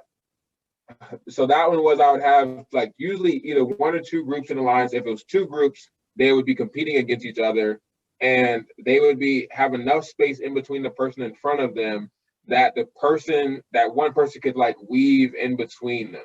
And that was, like, the snake portion of it. While they're weaving through, everybody in the line is holding a squat. And so I had a distance that the group had to make it to. And so when I said go, the people in the back would run and weave all the way through and then squat at the top, and they would yell go, and then they would just repeat. And they would just keep doing that until they crossed the line. That one, I think, just because, like, the leg fatigue and the like agility and quickness that kind of. It was competitive as hell, man. People got into it. People got into it, and I loved it. And I would just, like, every now and then I had fun of, like, instead of yelling go, you have to yell, like, some random word once you get to the top, because that was your team word. So, like, people would pick weird things like frog or chicken nugget or something like that. And it was fun and competitive at the same time. I would say that one was probably one of the most popular ones I did too. Can't believe I almost forgot about snake squats. Nah, that was the OG, man. The snake squat is the OG one. But yeah, definitely my favorite one, which I started using later because we had the grass and because we had a battle rope. I did tug of war. Yes. Tug of war was good. It was so, you know why? Tug of war in one of your classes. I think so, because it brings back, like, that childhood element, right? It's like we've all done it when we were kids, and, like, think, like, when was the last time you as like this college students or even adults listening to this, when was the last time you played tug of war? Yeah. And how fun that is. And, like, you know, I made sure safety is always first and foremost, right? I don't want anyone getting hurt. I had clear rules. Number 1, we're in the grass. So if anyone falls, you know, we're in the grass. Number 2, we're spaced out evenly. I would either pick teams myself, or sometimes I would let them be the captains and pick each other. And I would say, like, hey, I'm going to be the judge. Or if I'm on the team, I'm making sure, like, I'm watching while I'm pulling. As soon as it crosses, we're done. Like, that's it. And there's no, like, you know, just, it could be fun, but, like, no, like, pulling and letting go. Like, we're doing it to do it, actually. So we don't get hurt. And we never had any issues. But people got a kick. It's very simple. Put some tape around the battle rope. Make sure it's in the middle. Set 2 cones so you can see which line crosses. And then when you just say go, and everyone's just running and pulling on it. So that was fun. And that tape stayed there for a long time. Oh, yes, it did. Snake squats are definitely a big one. I'm trying to remember. Oh, and I did a lot of, like, you know, Speed King, which is like relay race competition. So we would either do relay races where, like, you know, have your team go as fast as you can, or Speed King is like a tournament of who's the fastest in the group. Okay. So it would just be random assignments. Like, you know, it'd be middle distance, and it's like 3, 2, 1, go. You win, you get to rest, and then you get to get ready for the next group. Split the group in half again. Pick someone. Ready? Go. And hopefully at the end we would get a winner, and they'd be the Speed King. That was kind of, those are my go-tos. That's a good one. One of my favorite thing is always to like be a part of the group fitness or personal training session and like challenge them with you being a part of it. Yes. You have people in there that like actually enjoy that or want to race you or Yes. or use you as their energy to like go faster. Oh man, yeah. And they see that you're part of the group, like you're in there suffering with them. It's like, hey, like I'm in there with you guys. Don't worry, I'm feeling it just as much as you are. Oh, and Indian runs. You taught me how to do those, right? So like, everyone's in a line, they're spaced out relatively well. We would call, or the person in front would call go, and the person from the back has to sprint to the front, get in front of the line, and we would like kind of have a trail for everyone. Yep. I mean, we had the space for it. It was fun. Yes, absolutely. Kind of the last talking point I want to go through, and we kind of alluded to this a little bit earlier with, being in campus rec and working with personal trainers and group fitness instructors. That's the mentoring side of the equation, right? It's with campus rec, there's a lot of opportunity for leadership as a young person, right? So even if have no job experience, you get into campus rec, you play your cards right, you show that you're interested and care about the development of other people, you may have the opportunity to be in a leadership role, which is very hard to get when you're young. And as we know, there's the joke online all the time, like, hey, I'm looking for this job. Oh, but you need experience. It's like, but I'm trying to get this job to get experience. Campus rec, you can get that leadership experience where you can't get anywhere else. And part of that is with mentorship. So DJ, you've had a lot of time, not only as a fitness manager at FAU or as a GA over at Texas A&M, or even where you currently are, you've had a lot of mentorship opportunity. What would you say is your favorite part about mentoring students in fitness? Man, that's tough. That's tough. DJ doesn't usually take this long to answer. That's how you know he's thinking hard. That is tough. Man, my favorite part would probably have to be seeing them succeed. Mm-hmm. Right? Seeing whoever I've mentored actually like go on to do something good in some shape or form. It doesn't always have to be fitness, but I think that's probably my favorite part. Like even having conversations with you. Yes, I was a mentor to you, but like we also mentored each other in a lot of different ways, right? It wasn't just a I gave to you type of relationship. We gave to each other. And so I think being able to build relationships like that and see like where you've gotten to be, like all the people that you've gotten to mentor, that means that my time with you meant something. And I can continue to do that with a million other people. Like if I can help people, at the end of the day, I've done my job, right? We all can't help everyone, but we can help some people. And I think if you actually do the effort to help some people, then it just trickles down. And that is beautiful to me. Knowing that you went to Purdue and you were able to like kind of do the same thing, be a GA, mentor people. People are going to call you like, oh, this is my friend. This is the guy that helped me get to this point. He's helping me do some of the things that he struggled with, that he was mentored in other areas. Like that to me, like it's undescribable. It's indescribable. Sorry. It's just one of those things where it's just hard to really put in words. To me, that's just really special. Yeah. It is. I get choked up sometimes thinking about it because I have a lot of like quote unquote sayings I like to say with personal training, but I think they both go hand in hand with mentoring. And with personal training, it's like, you just imagine how great the world could be if everyone had a little bit more freedom with their body, like freedom to move, freedom of health, right? Like if everyone was just a little bit more active, like how much better could the world really be for themselves and for everyone else? I kind of like a mentor to the same thing. It's like, if everyone just helps out each other a little bit, mentor to mentor, mentor to mentee, however you want to organize it, just imagine how much better everyone's lives can be, because the knowledge you pass to them, they can now pass it on to other people. They can pass it on to their clients if they're in the the fitness side of things, and it just has this amazing trickle down effect where it's like you work with like me and you, right? One interaction. I've talked about this before. You interact with one person, people are like, oh, that's just one individual. No, it's not. No, it's not. Because DJ was just at a GA position where he had 100 people under him. And I just had a GA position where I had 100 people under him. And they probably all know 100 people. Mm-hmm. And then with social media, it's infinite.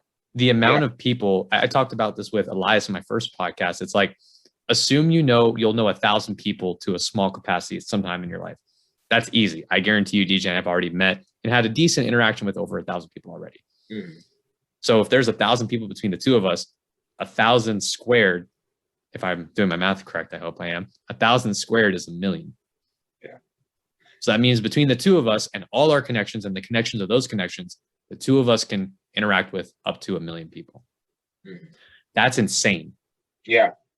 That is literally insane. And people think like you're small, your interaction doesn't matter. It really, really does for everyone around you. And you can make everything so much more better for everyone if you get, help people. We can talk about it from a very micro level to be really personal about it, right? How many times you personally have you had a client come back to you and either want you to train their family member or friend, or they then went on and gave advice to their family or friend because of your advice? Countless. Exactly. Right. On a very micro level, that's again 1-to-1, right? Yeah. You helped one person who then helped somebody else, right? Somebody who was dealing with some sort of body issue, somebody who had no clue what fitness really is, or who had a bad training experience, like we talked about in the beginning, and thought all personal trainers sucked. Then their sister met you, and they're like, "Nah, Damien's legit. Like, I think you should try this out again. If you can, try out Damien," right?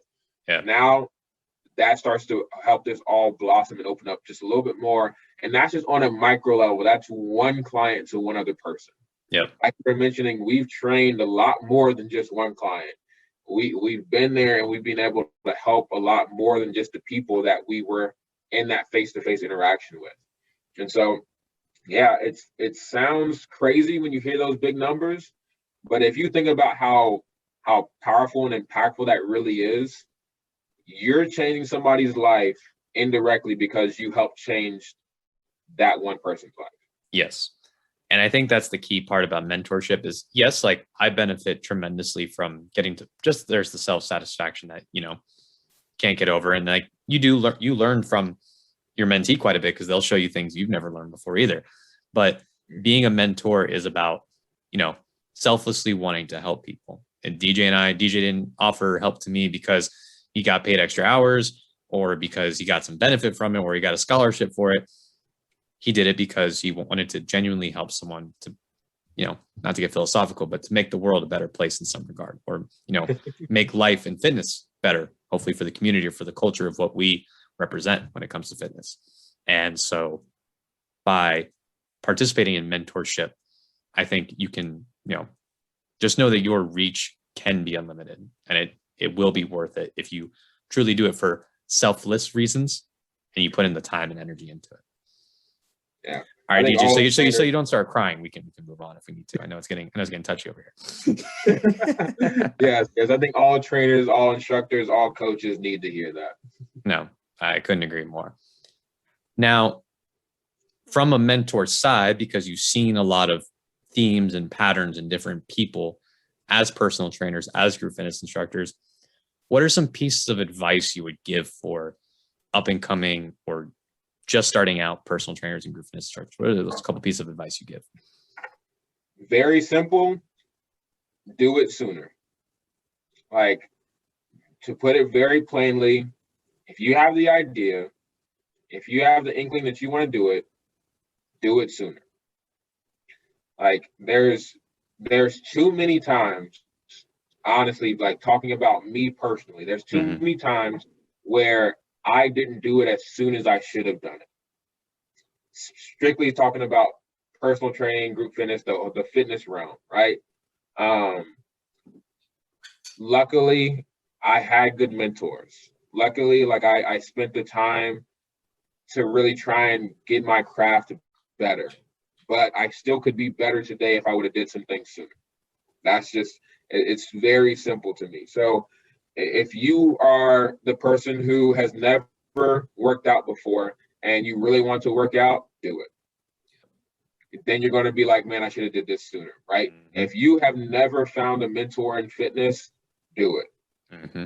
Talk to some people, find somebody knows somebody who's going to be able to help you out. If you think you're a personal trainer and you don't like group fitness, but somebody told you should, do it.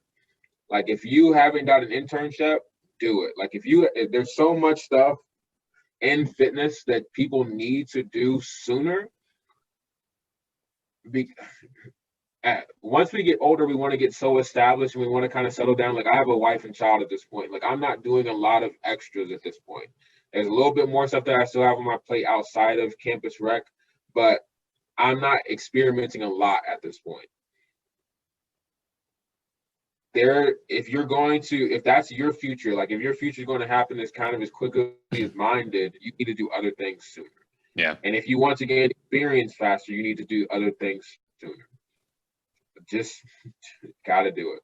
You kind of had to you just had to grow up, DJ, because like I got a kid, I got the job, I got the dog. It's like, you got to grow up. Like that's how, and you were already mature as it was, but it's like, imagine if like people take the time, like, eliminating that doubt of like, maybe this isn't for me, or I'm too young, or I don't know enough. It's like, you're never going to know enough. Yeah. You're never going to be ready. Right. Like just an example of having a kid, like people say like, and I say this too sometimes, admittedly, but it's like, oh, I want to make till I'm more secure. It's like, yes, there's times where you're more secure, but it's like, you'll never be ready. You'll never be ready. So you might as well do it. My parents had that conversation with me and they were talking to us, me and my wife telling us like, it's never going to be as perfect as you think it is. No. And after having McKenna and what we had to go through, I can clearly see that now. I couldn't see it that clearly then. I kind of understood, but I couldn't see it the way I see it now.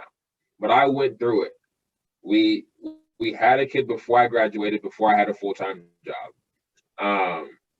And the support we had from all of the people, like our family especially, and then everybody at Texas A&M really pitched in to help us out a lot more than you would think somebody would, right? That's awesome.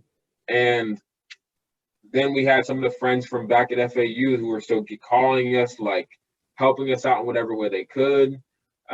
We had the little baby registry that was through Amazon, and people could just do like a diaper fund, and they were giving like sometimes $1, $5. That helped. Mm-hmm. Like I know that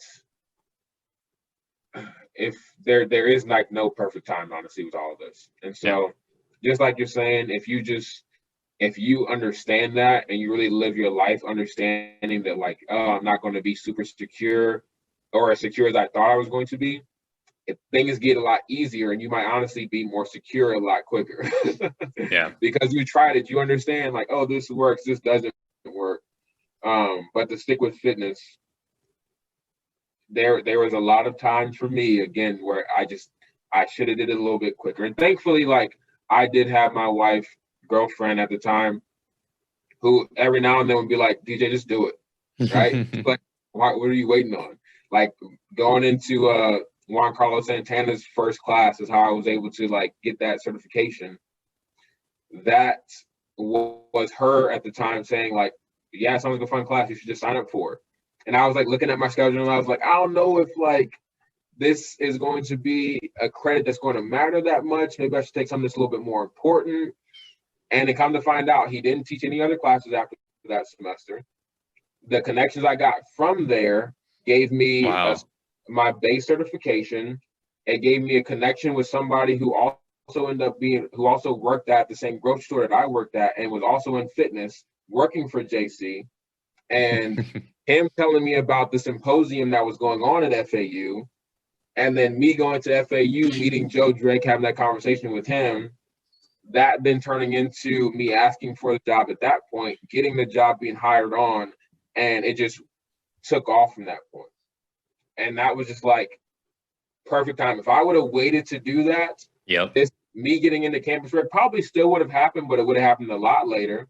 I probably would not have been a fitness manager because it just the application probably would have been a lot later, or it would have been like for a semester for me. And so being able to be in the position that I was in and doing something sooner allowed me to get where I was. And then on the other side of that, where it was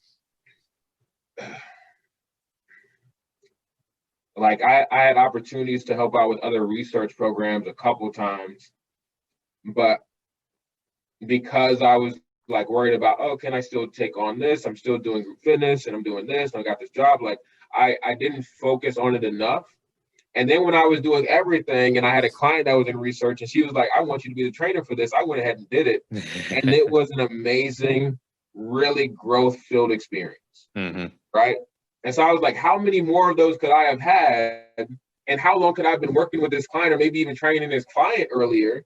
Like so many other pieces, if I just would have did this opportunity I knew about a year and a half before I did it. Yeah. Right. So stuff like that, like there's times where it's worked out, there's times where it hasn't. And I would say if you just do it sooner, you'll be fine. DJ, I just want to say thank you for doing the unpaid sponsorship of talking about the shift methods, kind of the thing that I live by, which is taking action. Yeah. It's something that I learned. And then, if you know my podcast and my theme and what the shift method stands for, my tagline is do the damn thing. That means, yes, it's important to plan.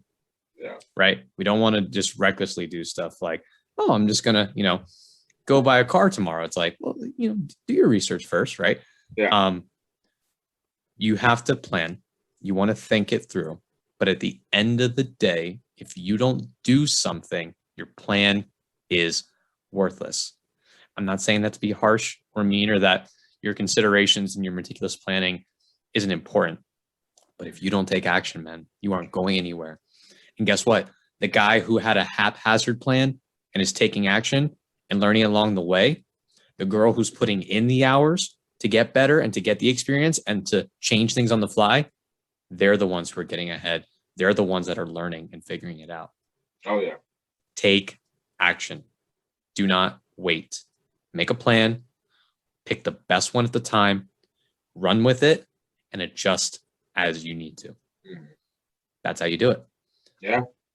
Some other tips that this is like kind of my favorite one right now. This is primarily for personal trainers, but also goes for group fitness instructors as well, because they have a good group fitness instructors have an amazing connection with their participants and conversations before and after class. And with personal trainers, this is usually in the assessment portion. We're talking about goals. And that's learning how to be truthful and kind at the same time. Me and DJ joke about it all the time. It's like, bad fitness professionals, they can come up to you and say, you appear to be obese, which means you're more likely to die of cardiovascular disease, and therefore you need to participate in exercise. Now, was anything I said a lie? No. But we're not robots. Like that person, if you're lucky, that person hopefully doesn't develop an eating disorder after that conversation, And I don't say that to be joking. I'm saying that in all seriousness. Like our language is very powerful, especially when it comes from people like us that have positions of power, like, that have health and fitness backgrounds. So how do you convey truth in a manner that doesn't cut people down? Because first off, let's start on the other side. You don't want to lie, right? Yeah. You don't want to not tell people the truth because one, lying can be harmful to the person, right? If we just tell everyone like, oh, you're fine, don't need to worry about anything, don't worry about anything. It's like, well, why come to training and why try to benefit yourself and your health and your long-term, quality of life and whatnot. So you don't want to lie, but also just purely telling the truth, just saying, well, everyone's like, facts don't care about feelings. It's like, no, but feelings are receptive to facts. So if you don't take the time to explain and be compassionate, understanding, and empathetic to the human being that's in front of you, you're going to lose them and they're not going to make change. And at the end of the day, your job isn't to be right. You can pat your ego, sure, because you told them a fact that you learned in your ACSM textbook, sure. Is that what you want? No, your job is to hopefully help that person find ways to create healthy behaviors that's going to help them change their own life for themselves. That's your job. Yep. The other thing I would say is be an open-minded skeptic, meaning soak up everything you can like a sponge. Read things that you maybe disagree with. Learn from everyone, everything, and be respectful to your mentors, to the people that came before you. in every class in college, you read about, the people who came before you and how they made these tests and how they started out in science. It's like, and we laugh because we stand on the shoulders of giants. Be respectful of those, even if you have disagreeing views with them when it comes to fitness, but also be skeptical and challenge things, because we want to make sure that we're all having a collective, respectful conversation about what is the best for our clients. And if we all start from that place, DJ and I have pretty similar beliefs on things, that's just how it is. But if we disagree on someone, which we do occasionally, we talk it out from a place of respect, because at the end of the day, I know DJ's goal is to help people. It's not to make money or for fame or whatever. It's because he wants to help his clients. And if DJ knows something I don't, and I can learn from him or vice versa, and we can discuss it and maybe figure it out, that's going to help our people, I'm willing to let my ego go to learn and maybe to find something out that I didn't know before. Yeah, I would echo that and say in the fitness world, especially with how specialized and sometimes how generalized people are making some things that are and should be very specific, we're getting into this world where people just don't know what they don't know, but they think they know exactly what they're talking about. And it's sad because they're messing up some of our future trainers. Like some of the people who are going to come through our programs, and we have to not only get rid of all the family things that they've been told all their lives that aren't true, but now we have to get rid of what somebody told them who they have a lot of respect for in the field. Yes, and that's very difficult.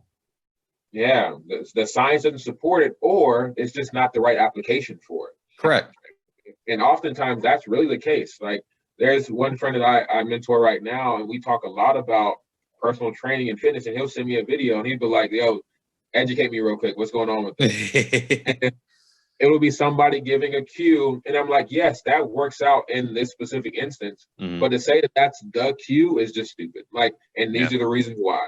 For this person, it does not work. And sometimes it may work, but it's not even important for them. So basically all that to say, you do need to have that relationship with people where you can talk, you can actually debate. And I mean that in the purest form of it. Like you can have opposing views, state both of your views and be able to see, am I missing something? Or do I have something, but I also need to add this to what I already have. Yes. I'm not wrong in that sense, but hey, he's also right too. So I need to put this into my mind to make sure that I can make sure that I have this ready for when I have a client that fits what he's talking about. Yeah, there's a lot of gray areas when it comes to programming, and working with people in general is a gray area. Yes, it's an art and a science at the same time. What I like to tell my students when I either students that are personal trainers or group fitness instructors, or specifically, I usually say this in the prep course. I usually say two things. First is my job isn't to teach you the facts or to teach you what to think. It's how to think.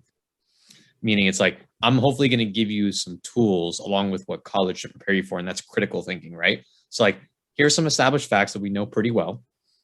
Here's the gray area wiggle rooms. And here's how you as a trainer can kind of go in your toolbox and think critically and apply it based on the situation.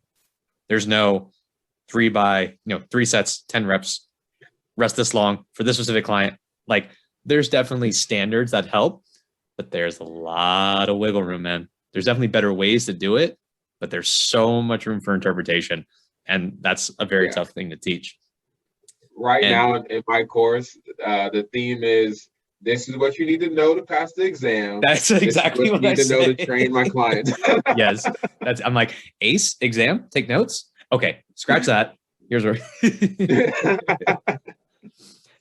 And the other thing I always tell them, and I probably have said it a few times here, one of my favorite quotes is, the more I learn, the more I realize how little I know.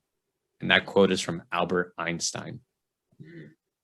So if one of the smartest men or smartest people in general who's ever lived said that, and that's where I find myself, and that's how I think I know I'm in the right place, is I was never a hot-head ego person, but definitely as I was graduating undergrad, I felt like I know programming down pat.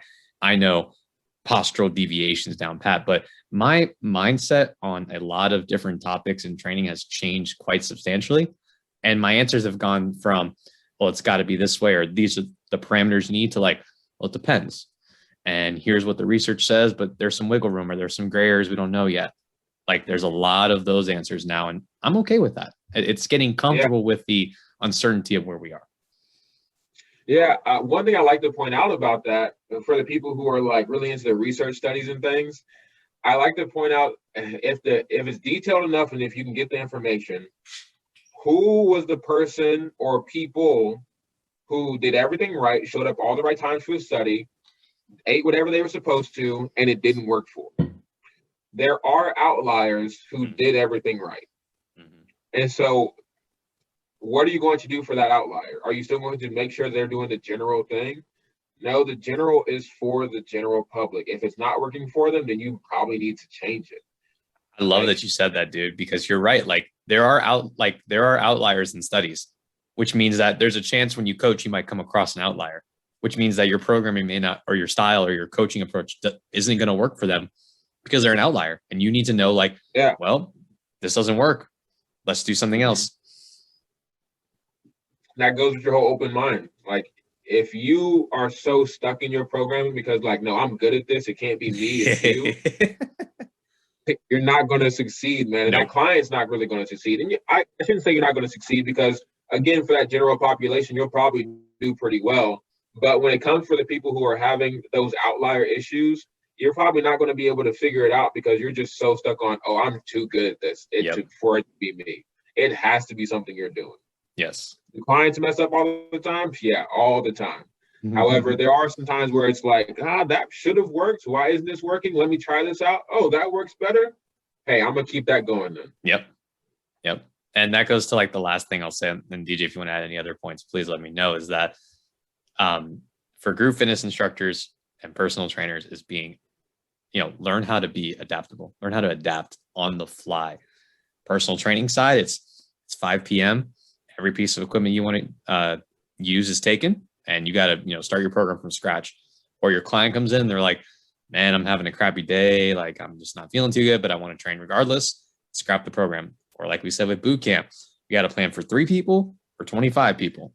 And maybe we have to adjust on the fly because it rains. And now we have to go inside and go in a small studio and do our class the same way. Those are always fun classes. Those are always fun, man. Or with COVID, like, how do we adjust? How do we adapt? So having that quality, if you can be, learn how to adapt as best as possible and just roll with the punches is another great quality to have. Yep. And then I'll just add this last little bit to it. If you are a group fitness instructor, try and become a personal trainer.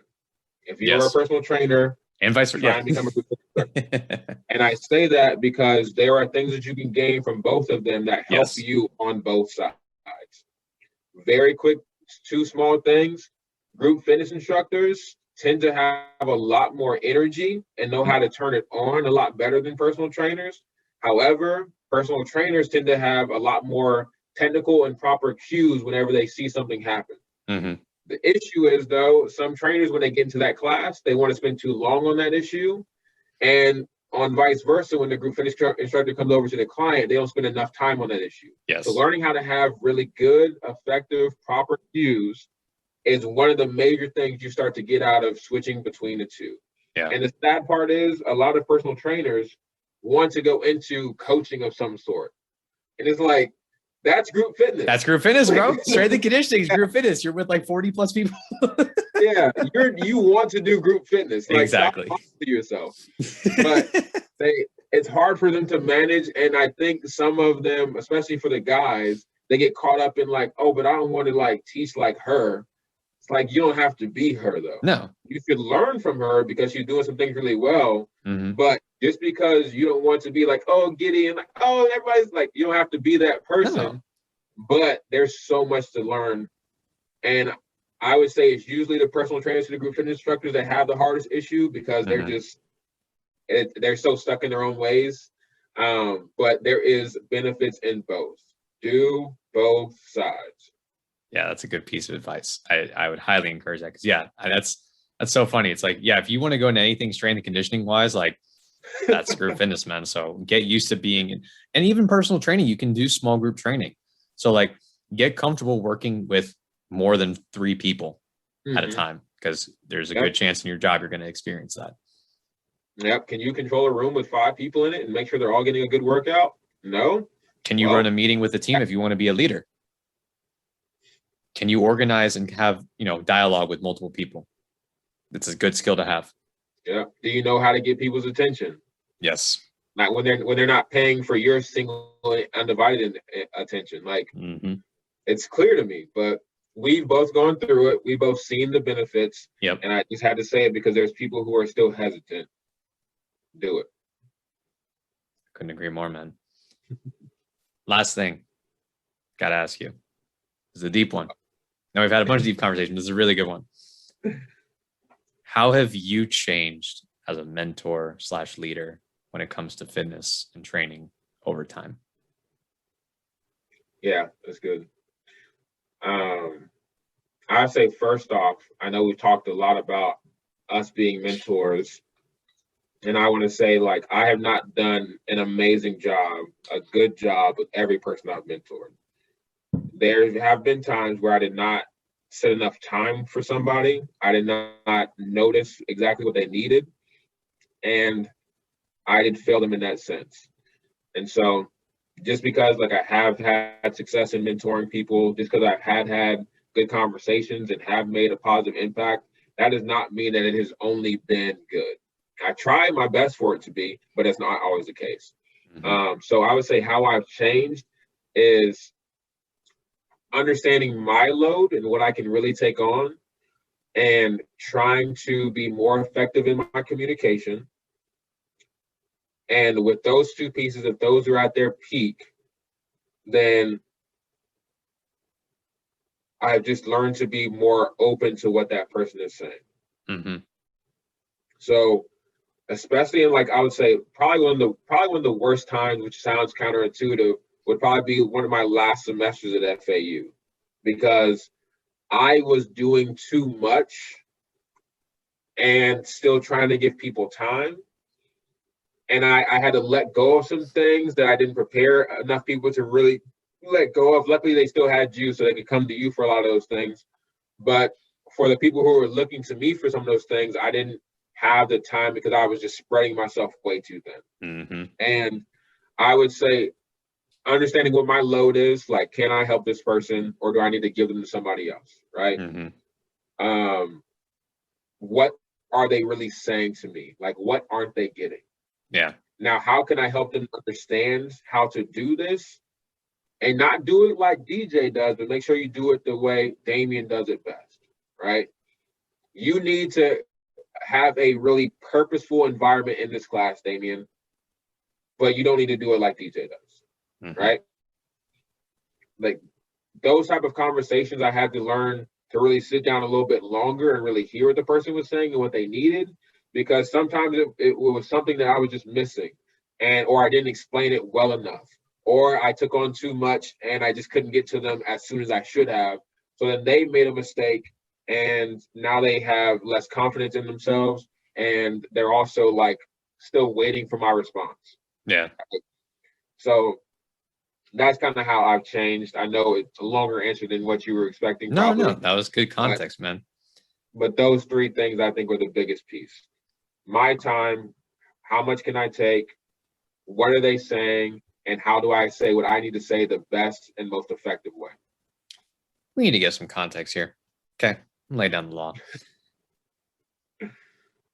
When DJ's talking about, people want to come to him for help and how he may have not been available because he was doing so much, this is a knock on him. This is, this is true. He was spread. To say he was spread thin is, that doesn't do it justice with all the things going on. GA position, finishing up major, finishing up his internship, which was like 20, 30 hours a week, plus working full time, plus living on his own with his fiance, plus having a dog. And I'm not even mentioning everything, but you're getting the picture, right? And then also being a mentor to a staff of 40. Like, that's a lot. So no one took offense to DJ's slight. He thinks it's a lot. It wasn't. To his slight, like, hey, I'm a little bit more busy than I usually am. So, and I'm going to joke with him for a little bit right here. This is funny. I'll never forget, because DJ and I are very similar temperamentally. We have similar personality, but I'd say we're both grounded, but the way you can tell the way I talk, I'm a little bit more animated. I'm a little bit more, my ideas flow more. DJ's a lot more grounded in some regards, right? I can be grounded pretty much, but DJ is very grounded and like practical. Here's where we're going. I'll never forget when I knew DJ was stressed and I knew I could help him out a little bit, because DJ always is very sharp. Here's where we're going. Never forget anything. I kept remember we would like go places and you would like forget your keys. And you're like, I never forget my keys. Like, how do I not have my keys on me? And I'm like, dude, you got way too much on your plate, man. Like, you're like, I know I put them in my pocket. He explained, he's like, I put them in my pocket exactly like this. I have a system. I'm like, you have a system of how you put your keys in your pocket? Typical DJ, whatever. Yeah, it's like, and they're not there. And I'm like, they're probably at the rec. It's okay. That's how I knew he was definitely like, too much is going on. But the reason why, DJ set a standard, and like to this day, we're in 2021. DJ left in 2018. His name still rings on a consistent basis because I'm now working at the rec center as a pro staff. His name still is uttered consistently at the rec in nothing but positive ways. That's the impact that he left. Yes, that's the impact that he's left at the rec center. People who don't even know him, it's as if they know him and never met him. That's the reputation that he's built, if you can believe that. I hear clients, still clients who are there. Mark, like people don't know who this is, not HIPAA. Mark knows your name. I saw Mark the other day for an evaluation. He knows your name. He's like, oh, how's he doing? He knows you. That's the reputation DJ built. So when it seems like, too much, hard to give attention, and that he's learned and grown from that and learned how to make sure he carves out time for himself. So that way he can be the most available, and of course, adjusting to how people are. But that was the whole situation there. Had to provide some context. I would say, I got you, man. Come on now. How have I changed as a mentor over time? Yeah, let's hear it, Damien. I would say, I know, I'm going to give it to him. Don't you worry now. Don't you worry, man. I got you. I would say, I'll put it in one word and then I'll elaborate, is delegation. When I say delegation, I don't mean it in the pure sense. What I mean is I'm a doer. DJ and I we're similar in the sense that we can handle a lot of stress physically and psychologically. Like we can do classes, minor, this, that, and be fine and handle it and flow with it and work our jobs and develop things and do other stuff. The problem is if I do, and I was realizing this, and that's why I changed. If I do everything for everyone because I can do it, people will not benefit from that. If I'm constantly doing your work, if I'm constantly writing the program, if I'm constantly giving you guys all the information and everything and telling you all the answers, well, then what are you learning? So, and the reason why I wouldn't delegate or maybe, give more responsibility at times, because I'm like, well, maybe that's just me being lazy and not like, I don't want to do this work, so I'm just giving it to you, right? Then I realized like, no, like this is an opportunity for me to give people some empowerment, give them the opportunity to me. And I always quote Lindsay, it's like asking people, what do you think? Or how do you think this should be done? Or here's a little side project for you. Give them some autonomy, give them some opportunity to develop themselves, and then use me as a guide, right? My knowledge, my expertise, my experience can be used as a reference, but it shouldn't be that I'm doing everything for the person, because then that takes away their chance to grow as a person. I've learned like, here's like a starting point. Here's some general information, run with it. And then let's check in, every now and again and see how you've used that knowledge to benefit yourself. Because me just doing everything for everyone, one, that takes up a lot of my time and my bandwidth. I can handle it, but then I can't focus on other projects. So I'm stuck doing certain work for certain people. And then they don't get to benefit from their own achievement. So that's definitely something that I've changed over time as a mentor. That's awesome. Yeah. People need to hear it. And to just talk about the laziness part, right, real quickly. Sometimes, yes, it can be lazy to do it on your own.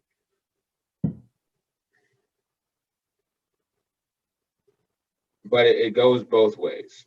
So there are times where you're going to give it. Not, there are times where you're going to give it to somebody to be lazy, but there's other times where you're giving it to somebody and you know you have to put a lot of work in them to really get them to where it would be acceptable for you. Mm-hmm. That is delegation, but it's not laziness. It's actually putting a lot more on your plate, right? Yes.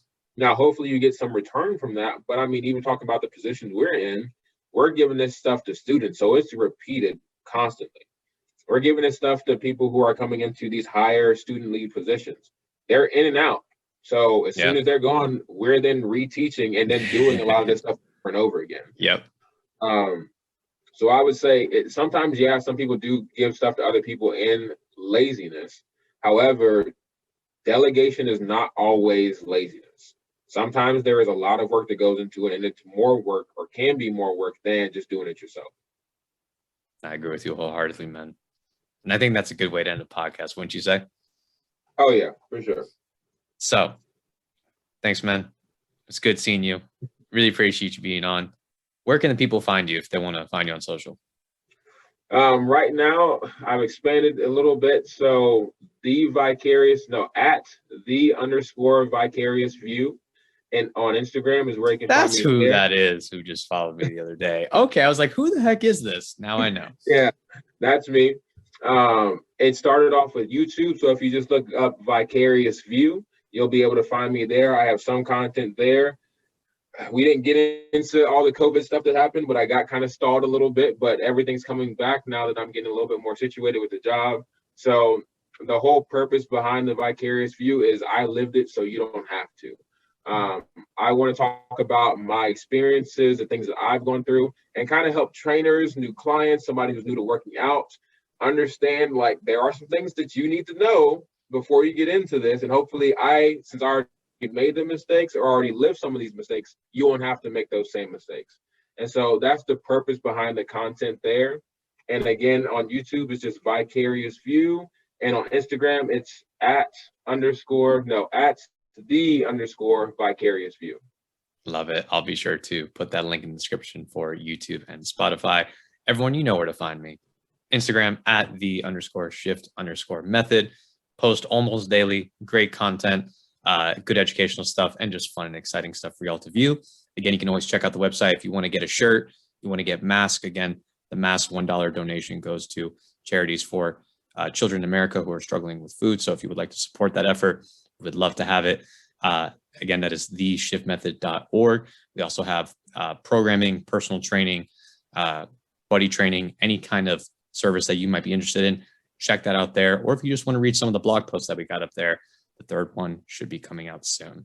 Again, theshiftmethod.org, and handle is at the_shift_method. DJ, that's it, brother. It was good seeing you, man. Good talking to you, man, as always. You have a wonderful night, all right? You too. Oh, and Ashley says hi. Tell her I say hi as well. Later, everyone.